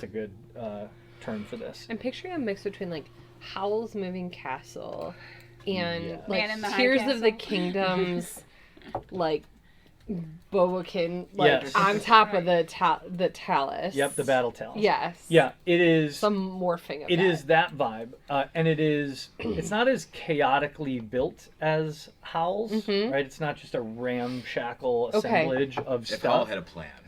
Yeah, Right. it's a little more planful, but it is a mashup of fairy tale fantasy, castle, war machine, and artificer designed factory. And we walking haven't on robot seen legs. living creatures in it, but we don't know for certain. You have no idea. From 1,000 feet away, you feel a slight temperature change. Heat. It's warm. And 1,000 the feet sound. isn't that far for isn't. something that big. No. I mean, we're really close. Yeah, no, you're close. You're Yeah. close. But at 1,000 feet away, I'm going to ask you to tell me how you're approaching this thing. Skipping. Delighted. And- You're on crickets right Right. now, but I guess what I'm asking is, are You're on cricket back. Are you trying to come in stealthy and quiet? Are you trying to come in fast? There's not a lot of place to hide here. Right. This is the Sure. wasteland, so it's not like you can duck under a bunch of cover or No. whatever. You're still going to be progressing, but it's dark. You could come at this thing from sort of its back side, try to move quietly, or you can move fast and just come straight at it. Like I feel what's like my cricket has like self-preservation mode kicked in and is like being as quiet There's and like- soft as There's it a can be. tumbleweed and she's Right. like looking around it. None of the crickets are thrilled about Yeah. this. No. The vibration is clearly causing them discomfort. Yeah. Now that we're closer, can I again attempt to see if there's any living creatures on top of it? Sure. Do you have? Well, yes. All of you can make a perception check if you want. All of you will make it at disadvantage And because so, it like, is dark outside. Well, we have night vision. Does that have help night at Night all? vision, dark vision only extends for like 90 feet or 60 feet, something like Okay. that. I'm rolling hot today. Yeah, I this got is a it. natty 20. Oh, wow. Oh, yeah. Oh, and Bottom got a... 16. But you're rolling at And I'm disadvantage. 16. Oh, so we do it twice? Twice and take the Oh, lowest rolling roll. at disadvantage. Yep. Damn. I got a 16. Five. Perception. Oh, let's see what happens. 11. Oh, yeah. 15. For a lot of you, it's really hard to see. Potham, Yeah. you too. I mean, you're far away, but you do scan the battlements, and the backdrop of the glowing furnaces gives you a silhouette of the battlements, at least. You scan the battlements, and you feel fairly confident that there's no like patrols up there. Some of the siege engines that are up there are clearly unmanned. You don't see any sign of life. I have Feeling I there's have a something pretty in good there. feeling that this is just one of those wild ones. I think it's abandoned. He wants I it. want to go for it. Here, monster, monster, monster. Well, okay. You don't happen to have a grappling hook, do you? No, No. no. But if you give me 10 minutes, the right tool for the right job can produce a grappling hook. I imagine. Hang on. Let I me mean, I just do read have the a rules. 100-foot rope. What is the right tool for the right job? I believe that I can create a grappling hook. At third level, you learned how to produce exactly the tool you need. With thieves' tools or artisan tools in hand, you can magically create one set of artisan tools in an unoccupied space within 5 feet of you. This creation requires 1 hour of uninterrupted work, which can coincide with a short or long rest. Though the product of magic, the tools are non-magical and they vanish when you use this feature again. An Isn't hour. that just like, isn't artisan tools just like thieves' tools and things like that, or is that? Yes. So I would allow you to make a grappling hook with this, Mhm. but it is going to take an hour, which will. It's just going to eat into the time that you're spending doing this. What if we just try? By the time you've arrived with this at this distance, it's probably 2 a.m. So if you spend an hour doing this, you will have to stay put to do it. This thing will get an hour away. It will take you more than an hour to catch up to it. It'll be near dawn. You are also heading the wrong direction as you push And through this we thing. are exhausted then, too. That's happening At that no matter point. what at this point No, because I you've know. abandoned Okay, your we've, long rest. right now we're exhausted. So I guess what No. I'm really telling you No. is mechanically as a In the morning.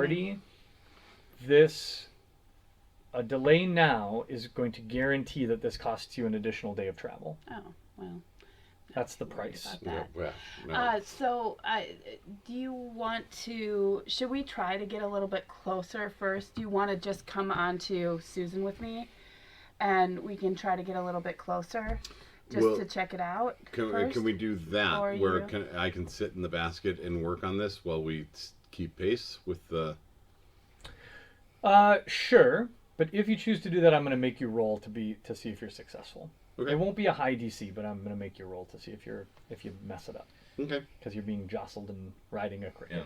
Since we're close to it now, can we get any read on where it's going, or if it's reacting to anything to us or anything else around it? Sure.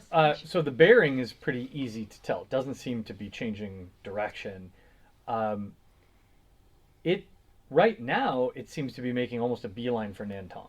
Oh, really? Oh. That's not great. Okay. I don't need to ride your cricket because I have the Exocomp riding the NX07. I'll climb into the basket of the 07 and build the grappling hook. Okay. You can make. We're going to call this either an intelligence or a dexterity check with your proficiency bonus.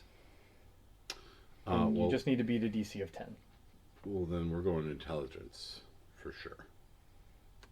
Just as a side question, the speed that this is traveling at, like if I was to get off my cricket, would I be able to keep up with it?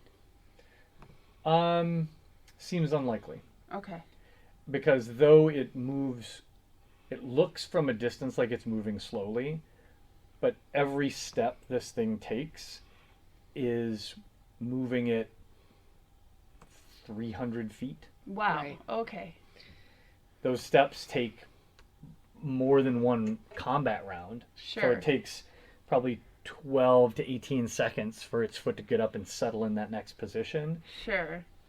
But in 18 seconds, I can't really go 30 feet or 300 feet in 18 So this thing's moving easily double your best foot speed. Okay. My dashing speed. Mm-hmm. The crickets are keeping up and even catching up a little bit, but they're having, now that you've met up with it, if you're just tailing it, they'll have to dash to catch up to it. Okay. 10. Okay, you just pull this off. You are. This is a delicate maneuver, and you feel pretty confident that what you've magically constructed here will hold together and not snap when you're 40 feet up. Okay. This is fine. It'll do. Wait, how Immediately hands it to Freya. how much do you weigh? Yeah, no, it should. It'll be. Carry the 5. No, it should be fine. It should be fine. Okay. All right. Are you now approaching inside of 1,000 feet? With so. great trepidation. Mm-hmm. But enthusiasm. You have two options here. You can approach it from behind and attempt to move quietly, which will make it take approximately 2 hours for you to catch up to this thing at that speed. Or you can race your crickets as fast as possible in the most direct route, catch up to it in about 30 minutes, but you will not be moving stealthily. We don't even know if something is stealthily or not actually for this thing because, if there's something in it, it could probably see 360 around it. We have this to our advantage, is that it is still dark. We are of a neutral color against a neutral background. And the only thing that really gives us away is our movement. So I feel confident that if we went from a stealthy advantage, that even if there is something living up there, that they wouldn't be able to see us. But I still think a little air of caution, it would be beneficial. So Pando has, which I've never used, I don't know the context of which it can be used, Mask of the Wild. So attempting to hide even when you are only lightly obscured. But is that like an action? Is that a bonus action? Is that a spell? Because it's just here at the bottom. It's like an afterthought. It's just a thing. That's just a thing. Okay. So you don't need, because you are who you are, you can blend in when there's not like bushes to jump into. Sure. Is basically the idea. So you can be more stealthy. The challenge is you're riding on a cricket, a draft horse-sized cricket, and that ability of yours doesn't really extend to the cricket or to your friends. Okay. So I don't want to overcomplicate this, but I want you to just make a very basic decision as a team. Are you going to sacrifice more time to come at this thing slow and careful, or are you going to rush up there and get close. You said it's about 2 a.m. It's close. It's about 2 a.m. When does exhaustion set in for us? We're getting there. Yeah. I mean, I don't feel like we're really able to hide well anyways, even if we come up slowly, because it's wastelands. In theory, if this thing could see, it could probably see us, even where we are now. Otto, you don't seem convinced. Ultimately, I don't think it matters either way. I feel like there's no one up there. Should we save the time then? Which would, I mean, Let's save the time. save the time. Let's try. What's the worst that could Bum happen? rush. Oh, These- he is these- so Death? excited that we chose this. These arcane weapons also. It's like, Right? I'm We're gonna. all on our crickets like, this is fine. He's like, so Great. by It the next hasn't- session, you'll all have new characters ready. It hasn't reacted to us yet, so. Right. Hasn't. So your crickets take off with a burst of speed, and you align yourself on an intercept path with this thing. Mhm. As you get closer and closer, the heat builds. It's not hot or sweltering by any means, but when you get inside of 500 feet, it's almost like the sun is out now. Like it's not cold like the nighttime anymore. When you get within about 200 feet, you can feel the source of heat up there, like you've walked into a campsite where there's a fire, and from a distance you're like, oh, that's fire. That's hot. It's not So inefficient. yeah, it's radiating heat. How are you supposed to live inside of there if it's radiating like this? And it is right around that 200-foot distance that something happens. One of the huge feet that is it hammers into the ground, and as you wait for what has now become sort of a familiar cadence for the next foot to lift on its hydraulics and start to move forward, instead nothing happens. And there's a creak and a groan as the momentum of the moving fortress stops. It has paused. Yes. And then you hear, relatively quiet by comparison, a whoosh and a thunk, and then a whistling sound. Like a human whistle? No. No, like Incoming. a missile. We need to run away, guys, right now. Or run toward it. Because if it's a massive... Oh, Stop it! Come I can't. on. Stop it. Just look at it. What is it, Just natty look at 20 or something? I can't. I guess it's not my fault. Yeah, right. You brought this on yourself. This is a good time to bring up that Air has a sister also named Air. I'm gonna roll 2d4. This is gonna be fun. You're 1, you're 2, you're 3, and you're 4. I'm gonna roll it out here so you can see. 1. That's Pando. Wait, you're rolling more than once? Is that a 3? Yep. That's Freya. Holy crap. Pando and Freya, as this whistling gets louder and louder, it is just a moment too late when you look up and see the swarm of broken rocks, rubble, and small boulders that is inbound to you from... that has been launched at you from a mangonel at the top of one of the battle towers. And this shower of heavy stone debris impacts you without any ability for you to move out of the way. And it's I gonna feel like be, that's not very elf-like. it's gonna be a lot of damage. It's gonna be a lot. Just prepare yourself for that. Just emotionally prepare yourself. Oh. He just kept going there, didn't he?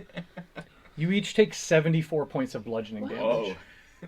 Oh Well, I'm on the ground. shit! There's no insta kill. Don't is even there, have time to rage there. I know. What's your maximum hit points? Oh, there. 22. 37. I'm gonna make an argument that an elf would have had some kind of like elf senses, and I would have. Here's the devil's bargain I'll make you. Okay, I'm into it.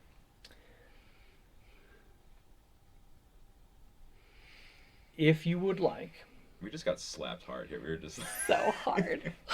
Pray I do better. if you think Pando would do this, Pando can, at the last second, can roll to the side of her mount and put her mount between her and this damage. It will not eliminate all the damage that you take, but it may prevent it from being instantly fatal and ending Pando as a character.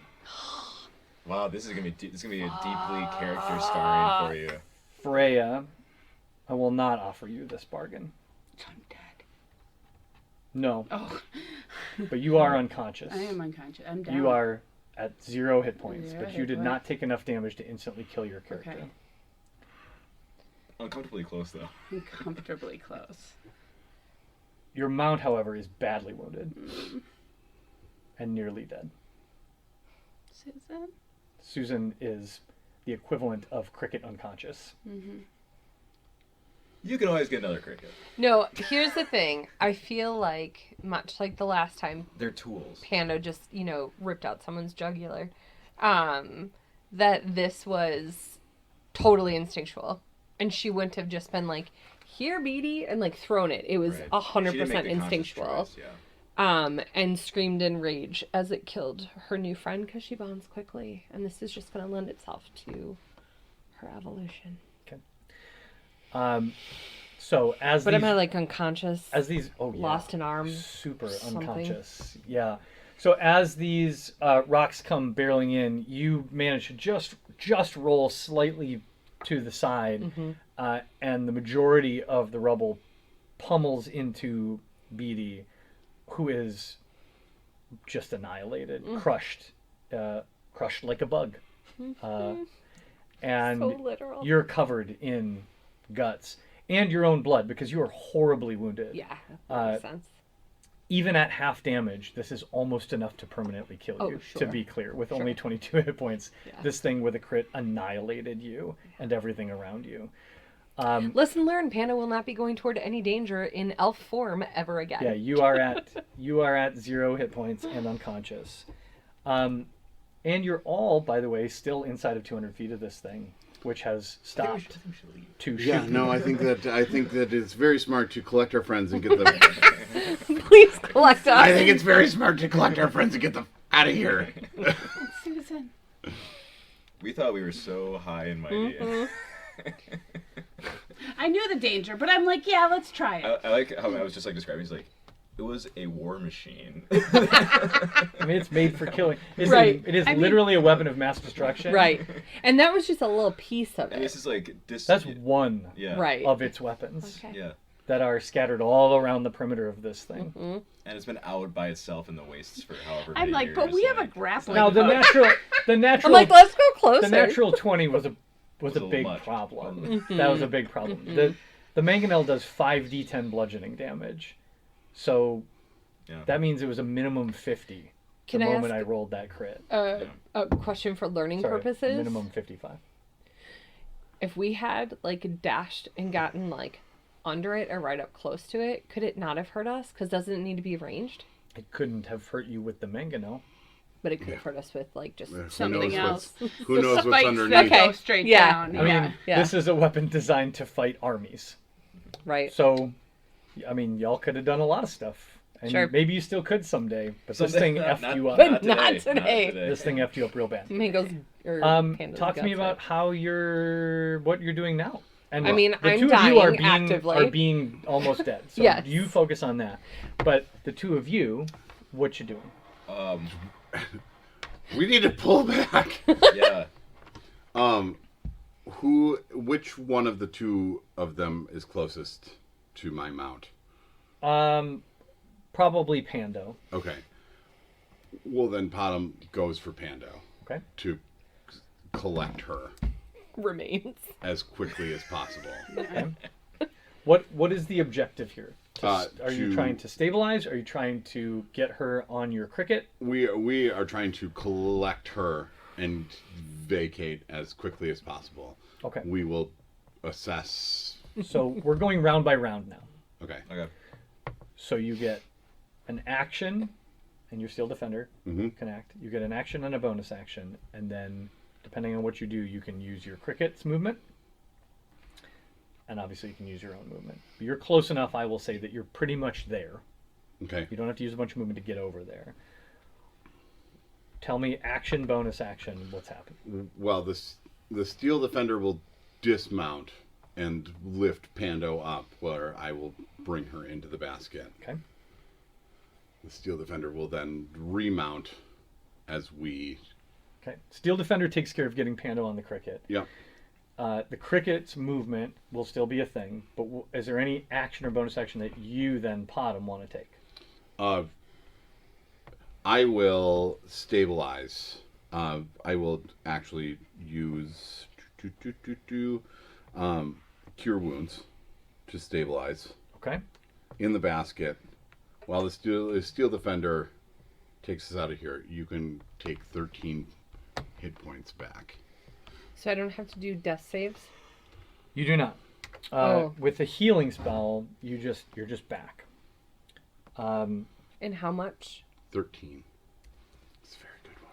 Oh, thank you. That was very I good. really like being alive. I really like being alive. I'm going to be so sad when I realize what I did to Beatty. And then your lizard has a movement speed of 40. Or sorry, your Cricket. cricket, sorry, has a movement speed of 40. So it can dash Mm-hmm. at 80. And Okay. if you're going directly away, you can get almost 300 feet away from this I thing. feel like I'm leaving it up to the Steel Defender at this moment, and the Steel Defender knows to exit. Shootout. Because he's already done this one time. I feel like he's beeping in anger, like, why did we come Air. here? I told you. Well, I think Air understands the severity of what just happened. And so she would probably, knowing that Pando seems to be attended to, after witnessing that, she'd probably go to Freya and take the rope that Freya just bought and maybe secure her to her cricket. Drag her out of here. Yeah. And Yeah. whatever gets her out of here, Name is to Right. my Yeah. cricket. Okay. Right. secure her to her own cricket. Okay. Yeah, fair. I'm not going to make you roll for that. I think Mhm. we can comfortably say Eric can tie a good knot. Potions of healing. So you're tied. You You're should have one. you've I got don't have one, but yeah. I have some. Wait, do I have one? No, I No. don't. No, I think but I was gonna say We you bought a have that. bunch of them. I did, and then I think you rejected. Oh, I turned them down. You did. turned them Totally down. rejected. Nah, I'm good. What could we possibly need those for?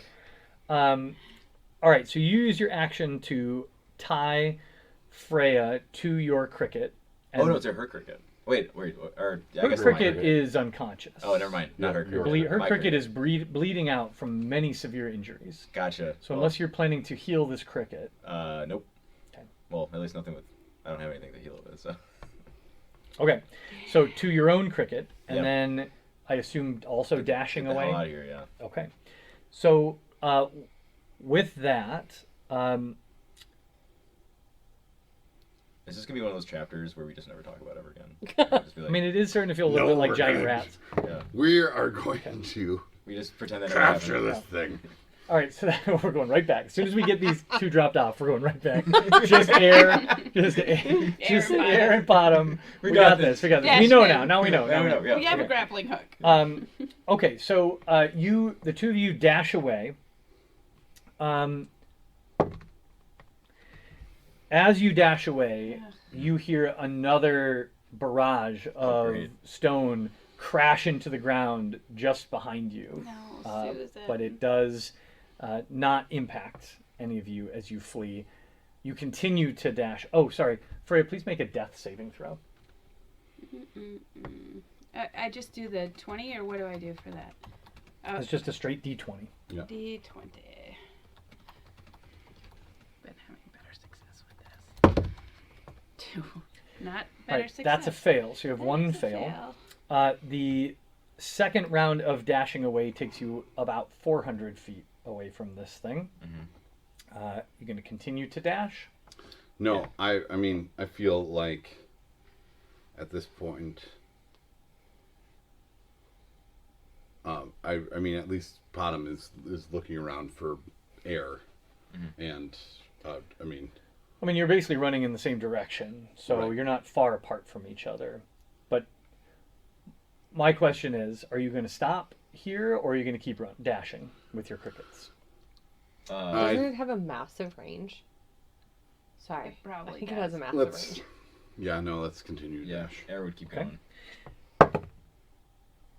Another barrage of stone falls short behind you, Oh god. but close enough that believe you're still in range. Freya, please make another death save. So you Guys. failed one already? I failed 1. How many do you That's get? all right. 3. Okay. You're gonna get it. Oh, there we go. Yeah, no. that's Yeah. Success. Whew. All right, you have 1 failure and 1 success, Okay. which means a natural 1 ends Freya's line. A natural 20 pops you back up to Saves 1 me. health, but you need 2 successes. Oh, before she did you get a natty stable. 20 on this one. Yeah, I got a natty 20. That's a natural 20? Yeah. Yeah. Oh, well, that's Oh, I'm important okay? to know. Yeah. So a natural 20 instantly pops you back to 1 health. You're Okay. not only stabilized, you're conscious again. Wow. So- that could not have come I out got more one. quick. No, Right. no, really important. Thank you, dice. So the bestial spirits of your ancestors pour through you. We maybe even hear the cry of an eagle, just Which barely. is what woke her up. Yeah. And Mother! you wake up terribly bruised, battered, and bloody, like broken Yeah. a lot. A lot of you is broken. Inch of your With a rope around your chest being dragged along the ground like in an old western I behind got- a cricket. I'm reaching for one of my potions of healing. Um, Did Susan make it or no? No, Susan didn't get. I mean, Sorry. Susan's bleeding out. Sorry, who? Okay. We don't talk about. We don't talk, We don't talk about about Susan. Susan. No. Susan, let me out of here! Another 100 or so feet away, you continue to dash. Could we just Is stop there for a cover? second so I Is can there- drink a potion of healing? There is no cover where you are. And we're now 600 feet from this thing? 500 feet. 500 feet? Dude, can we see anything in the distance that could be cover? No, nothing. Pretty barren still.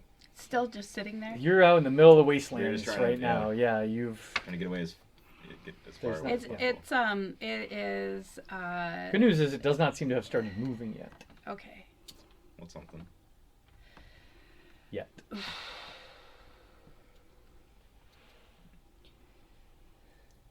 That's like I told you guys that I would kill you. Yes, if- right. I warned you. I literally even said gave it. her Just a like to be really 22 transparent is all. And told her over and over. Yeah.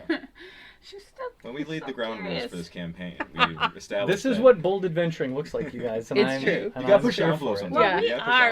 envelope. Yeah, I'm glad we pushed the envelope. We Yeah. didn't with our sea thing, Yeah. whatever it was. Mm-hmm. Yeah. So you know. And we I think gotta, that's haunted us for a little bit. It has. Clearly, as We've learned our We lesson. have Still are talked talking that. about We it. have talked about it constantly. Okay, guys, we should probably just dash one more time. Yeah.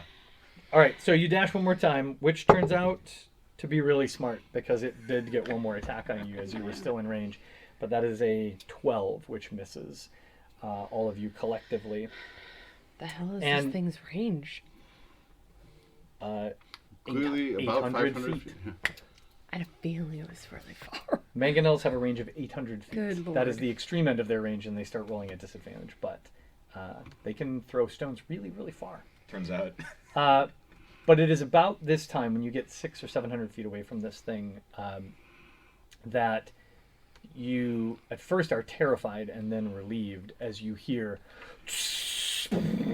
boom, as it starts to move once again, but not in your direction. Instead, it seems to return to whatever path it was on. But interestingly, and I'm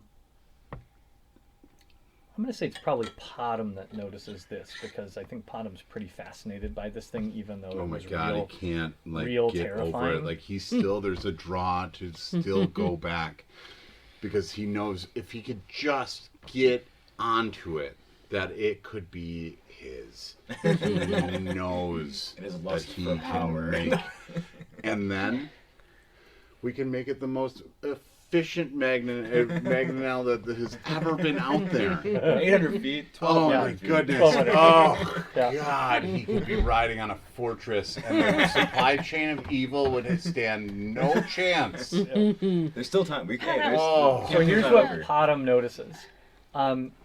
It's not a massive change, but this thing is moving on a new heading. Oh, okay. Prior to your encounter, this thing, your best estimate was that it was heading Straight for Nantong. almost straight for Nantong. It was heading east by northeast. So almost on a beeline to Nantong. It is now heading much more north than it previously was. Well, maybe we did something good. We can say Saved that a to town. ourselves. We saved the city! We saved heroes. You know what, Potom? I'm just wondering. We're not that far away from there. I'm just can I use a steel defender? Could we just send a potion of healing down and just see if Susan is still there? I don't think our DM is going to let me save Susan, but Let's roll some Susan death saves. yeah, okay.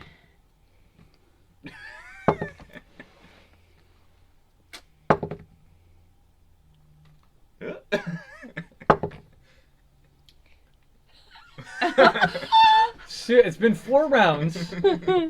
We've established. Susan is at 2 failures and 2 successes. Whoa! We couldn't be more.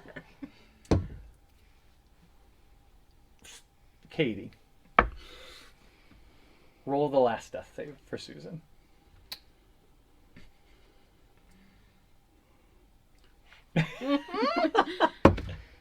Nineteen. Whoa. Oh my God. Steel defender with a potion of healing. And then all of a sudden a big foot comes down. No. Green glue flies everywhere. You return to Susan. Yeah. The moving fortress is out of range. Yeah. You return to Susan to find that though her life signs are weak, she does still seem to be alive. Susan is essentially unconscious but stable at 0 hit points. If you want to invest in healing Susan, Totally. you can do that. I'm doing it. I just used a potion of healing Okay. for. All right. You dump a potion of healing on the mangled carapace of this twitching giant cricket, and a few moments later, as things have started to realign and heal back up, and some of the wounds have closed, not all by any means. This cricket is badly Missing an wounded antenna. still. You hear just a gentle shriek, shriek, shriek. I'm gonna use a potion of healing on myself too. Yeah, Unless do it. you have something. Do you have something renewable? I think that it is in our best benefit To Get do the a heck long out. rest. just do a long rest somewhere where it's safe. Yeah. If you can just hang out Yeah, for a I moment, can hang. and then we can Mhm. we can keep our resources. We're out of danger Yes. Yeah.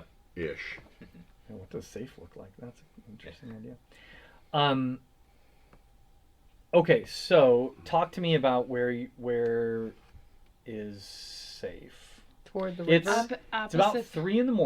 Mm-hmm. You're not exactly sure where you are at this point, but you are well north of where you had been. You're still west of Nantong by a good distance, but well to the north. If you triangulate it a little bit, here's the options I'll give you. You can either A, head back to Nantong. It will take you about a half day's travel, but you would make it back to the city and all the comforts and safeties thereof. But you're essentially starting your journey over. You can B, head due south, which with a few hours journey would, you believe, get you out of the wastes at least and into a more natural wilderness area, maybe even closer to the road. Or you can just plunk down here and immediately rest. I mean, if there are no Let's just immediate rest. dangers, because the big thing is north, if we can just rest where we are. All of you are currently, except Pando, are currently under the effects of a single point of exhaustion as of right now. So if you choose to rest here, a long rest will, if you successfully complete a long rest will eliminate that point of exhaustion and get you all back up into tip-top shape. If you choose to travel, you'll be under the effects of exhaustion until you're able to rest. I only have one hit point. So I really think that I need to rest sooner rather than later, and I think Susan does too. I think that we should just bunk down here. Okay. All right. Shaken, traumatized, and exhausted, you collapse where you stand. You tie down the remaining crickets, mourn the loss of Beatty, and start patching your wounds, trying to make a little bit of food, and try to get some sleep. Freya, you pass out immediately. I need somebody to roll a d20. Before that, I'll do it. I'll wait for you. Thanks. I am going to. I'll Thanks, just there. go No and problem. do some first aid checks. Make sure that you're again stabilized with the 13 points. Anything that is vitally broken on her, I would like to stabilize. Maybe even do just one more cure wounds to heal up those deep gashes. Anything that's majorly broken to make sure that it resets correctly. Even though I know that we have a long rest ahead of us that is going to reset, but anything that would have majorly affected her, life, limb, eyesight. Arteries. Major So that arteries. if she goes to sleep and wakes up and she's like, oh my God, I did have 3rd-degree burns. Right. I should have had that taken care of beforehand. Because I'm guessing I'm Fair. not in a state of being where I can do my own healing word and cure wounds, since I was basically. No, you almost can. dead. You can. So here's the deal. Casting all of that stuff is a good idea, and you 12. should cast any and all the things that you want to cast. Okay. You'll get, if you succeed in a long rest, you'll get these things back. But Right. strategic play of D&D. Right now, you should cast all the spells to get all the hit points back. Yeah. That's what again, and maybe even because I have one more spell slot, we'll just we'll go up to Freya. 10. 10. what's your character's Susan. name? Susan. Oh, We'll go up to Susan. Susan. And We'll I give have spell Susan. slots too, if you need me to blow any of mine. We'll give Susan. Well, I should cure also say wounds. you're camping in a dangerous location. Yeah. So Keep that in mind. there's a little trade-off here. What I just said is true when you're camping in a very safe spot. But if you think you might need those spell slots to protect yourself if things aren't that safe, that's worth thinking about too. Just worth. So I thinking haven't about. used any. So I can use what is more appropriate, healing word or cure wounds? They seem very similar to me. Healing word is the advantage of healing word is that you can use it at a distance. Okay, but they're comparable in their Yeah. healing effects. Healing word heals for less, but you can Okay. do it from 30 feet away. But if it's Isn't myself, healing word a cantrip as well? no, it's Oh, not. that'd be awesome if it was. Jeez. Yeah. Oh my gosh, yeah. That'd be sick. So, because it's myself though, I can do cure wounds because it's touch. Yep. So I'll use one of my spell slots Okay. on myself. Maybe I won't use that last one on Edith. Susan. Susan. Eat it. Well, Now, how does that equate to hit points? heal for 12. Oh. Yeah. Well, or my max, because that's more than my. Oh, then you're back. So two things. Wait, First, how many health points do you have? 22. only 22. And I was at when 13. But when you bear out, you get. But Yeah. she gets lots. Yeah. That's So the lesson learned. wild Yeah. shape is great. Yeah. Wild shape is great, but normal Pando frail. Yes. Yeah. Right. And I went into that on my cricket all happy. Never again. So So a bear riding a cricket? two things. First, I'd do it again. narratively, but, you know, might have worked uh, out. I already gave you your devil's bargain, so this isn't going to have any mechanical impact. Okay. But Pando, I want you to decide at some point what the physical disfigurement is that Pando is going to take. So I have scars already from the boat a long time ago. Oh, jeez, I forgot that. Yeah. Yeah. You can get an eye patch.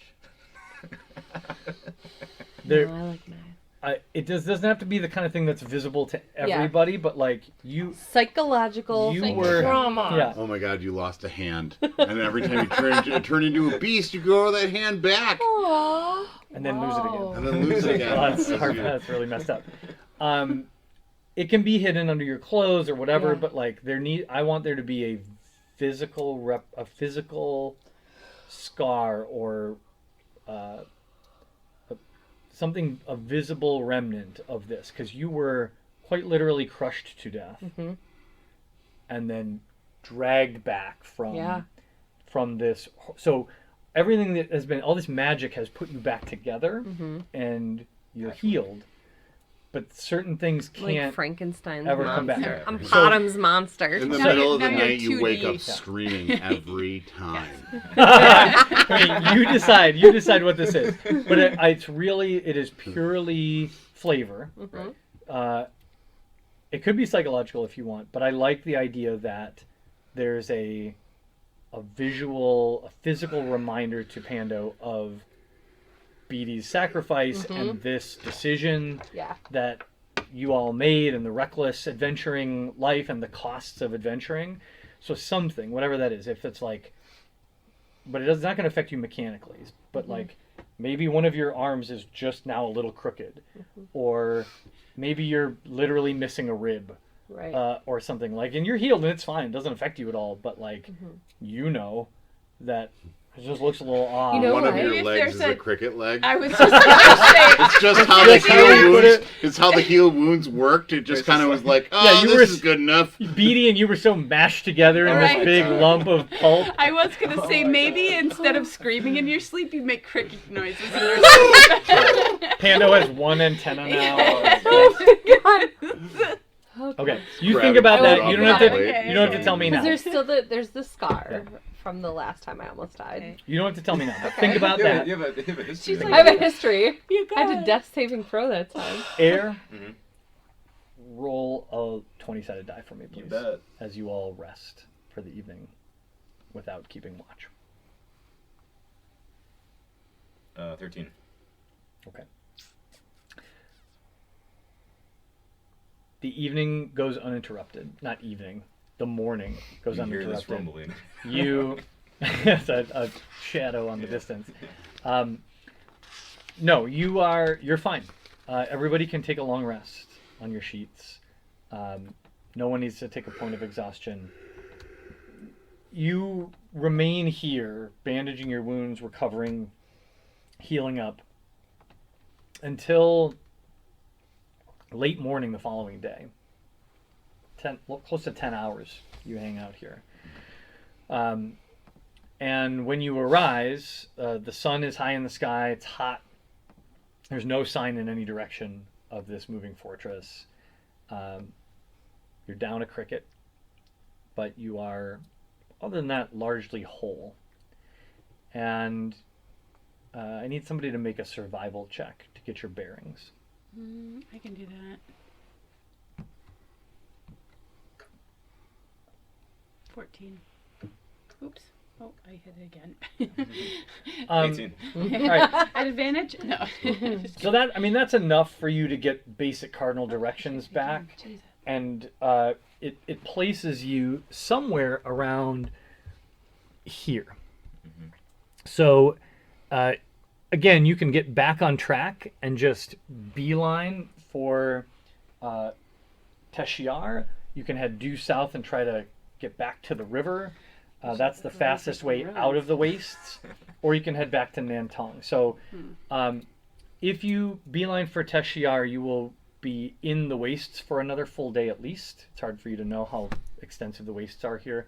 If you beeline for the river, a single day's journey will get you out of the wastes. What is your next move? I still say we beeline for Teshiar. Just keep I'm going. fine with that. Yeah. Yeah, But, no ways. but we're moving a lot slower now, right? So you Hey. don't have Yeah. full Hello. perfect How was it? Yeah. Not almost- the best movie you ever saw. Back to our travel. Okay, so you're heading through the wastes, beelining directly for Teshiar.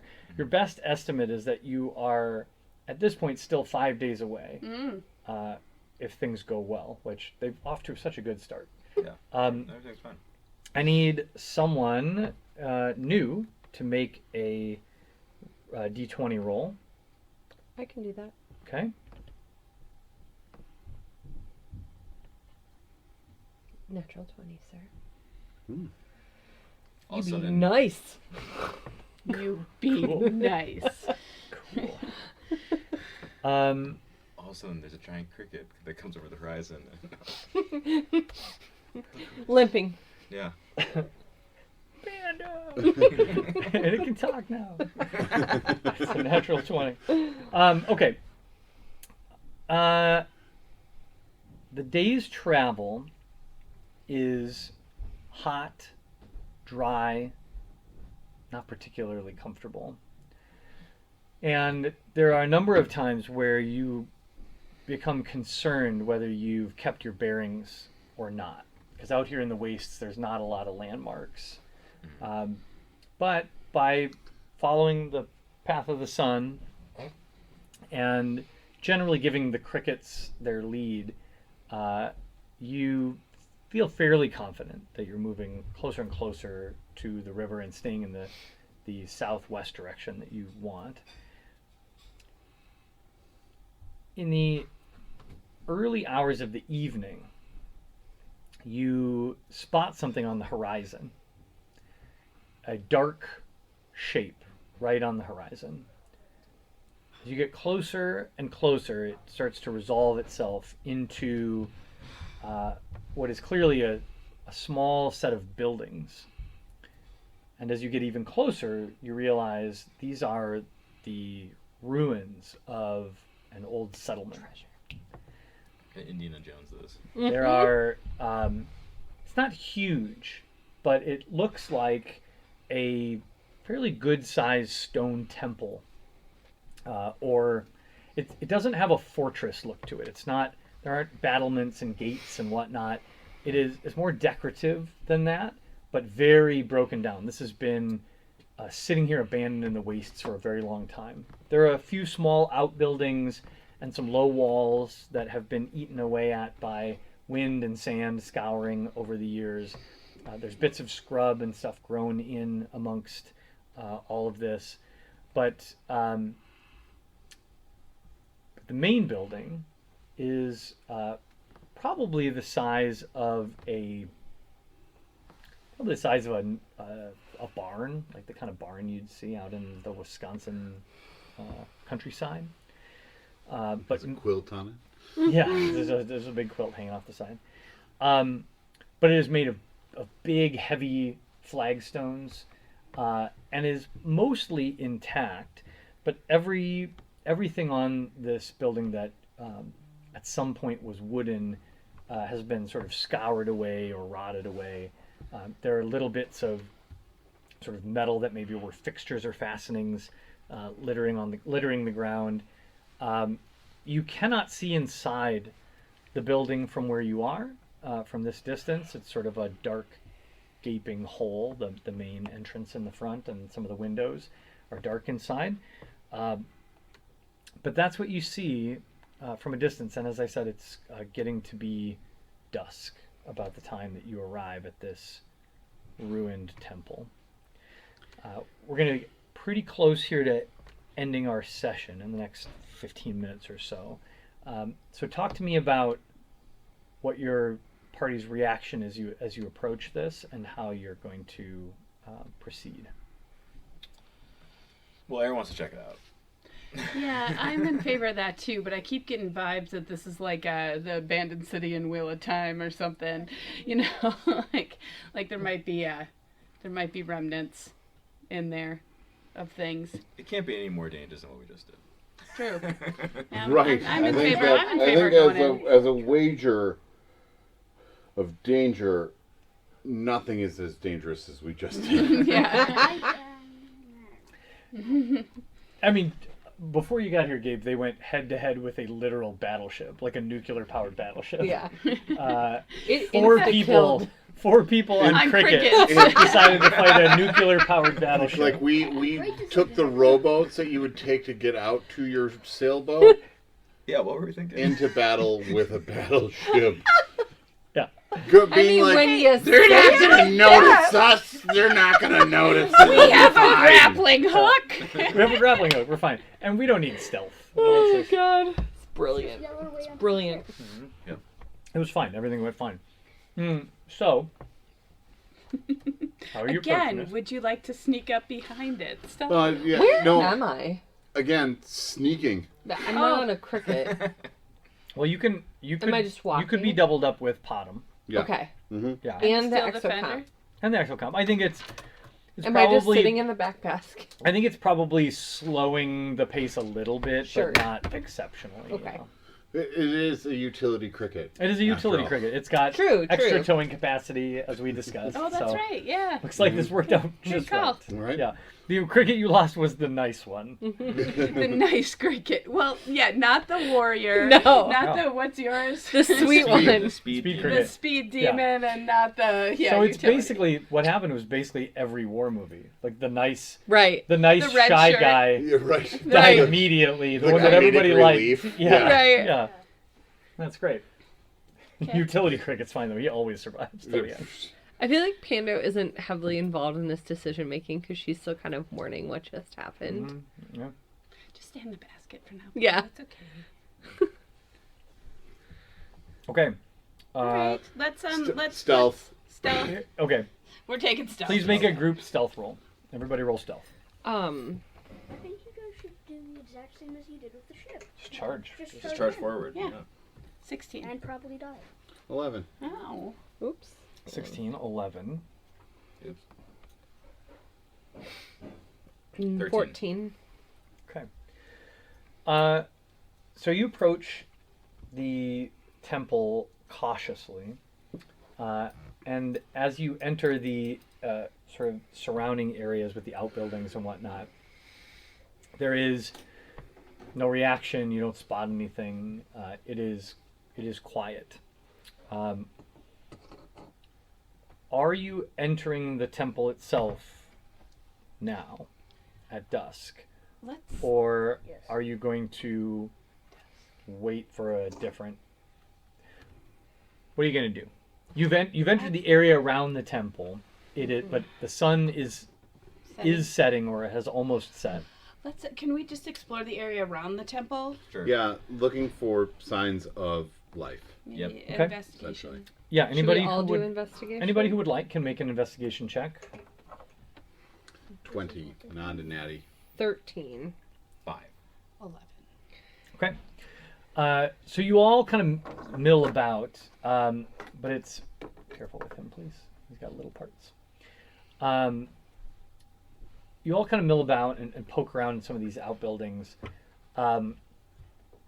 It is clear to you that this ruin has been looted before. So there are signs of not recent activity, but let's say modern activity. Sure. As there's like a busted chest in one of these little outbuildings that's been torn open. You don't find anything of real value or worth. Maybe some little scraps of paper and things like that. But mostly everything in these outbuildings has been destroyed. However, it's Potom who, with sort of curious peek inside the main building, sees this is laid out. You can picture like you can imagine like church in the round. There are stone pews, but in circular formation, and in the center a round altar. in the middle of this temple. It's again not a huge building, although fairly tall.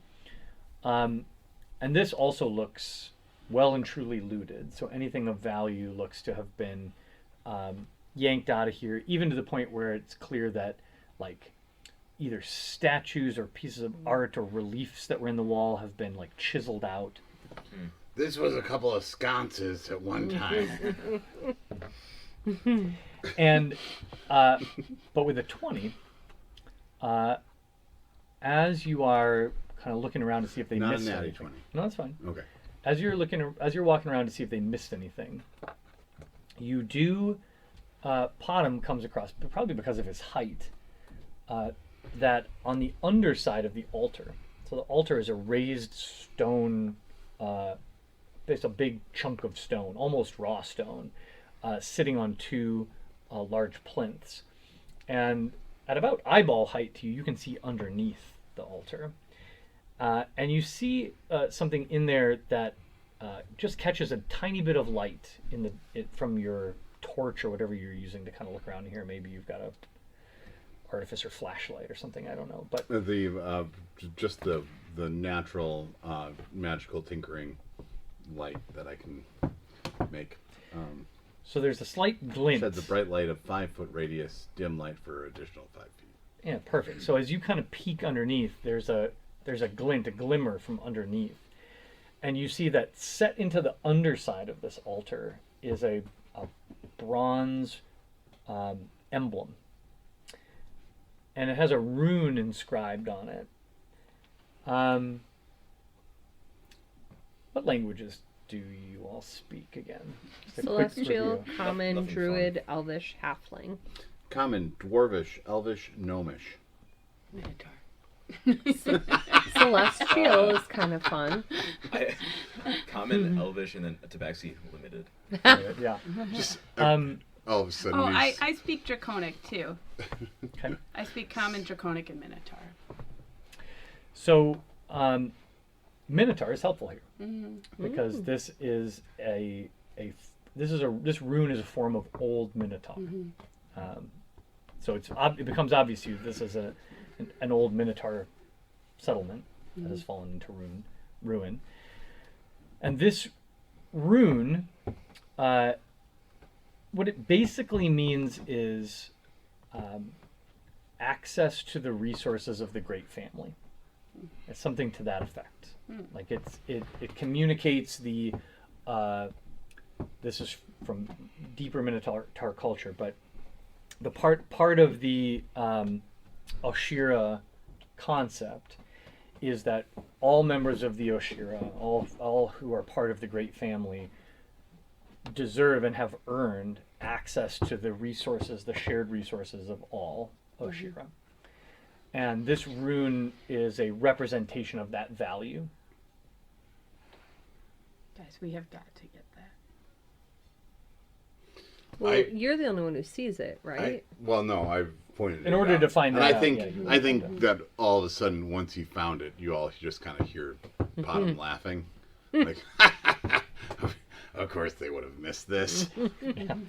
I feel like this leads to something more. Can Potham just inspect the ruin itself? Sure. Please be a magic button. Please be a magic button. As you kind of poke around it, when you put your hand on it, a fairly small amount of pressure helps you to realize that it does move. Are you pressing it? You all might want to just take cover for a moment. Or should we all go over there by you? Or No, Everybody huddle close around this random button I found in an abandoned temple. I Panda think 20 Is there- steps is back there, toward the like, door. I think that you should We have a tuck death yourselves into a corner for just a moment. I would like to check for traps. Okay. Roll an investigation check.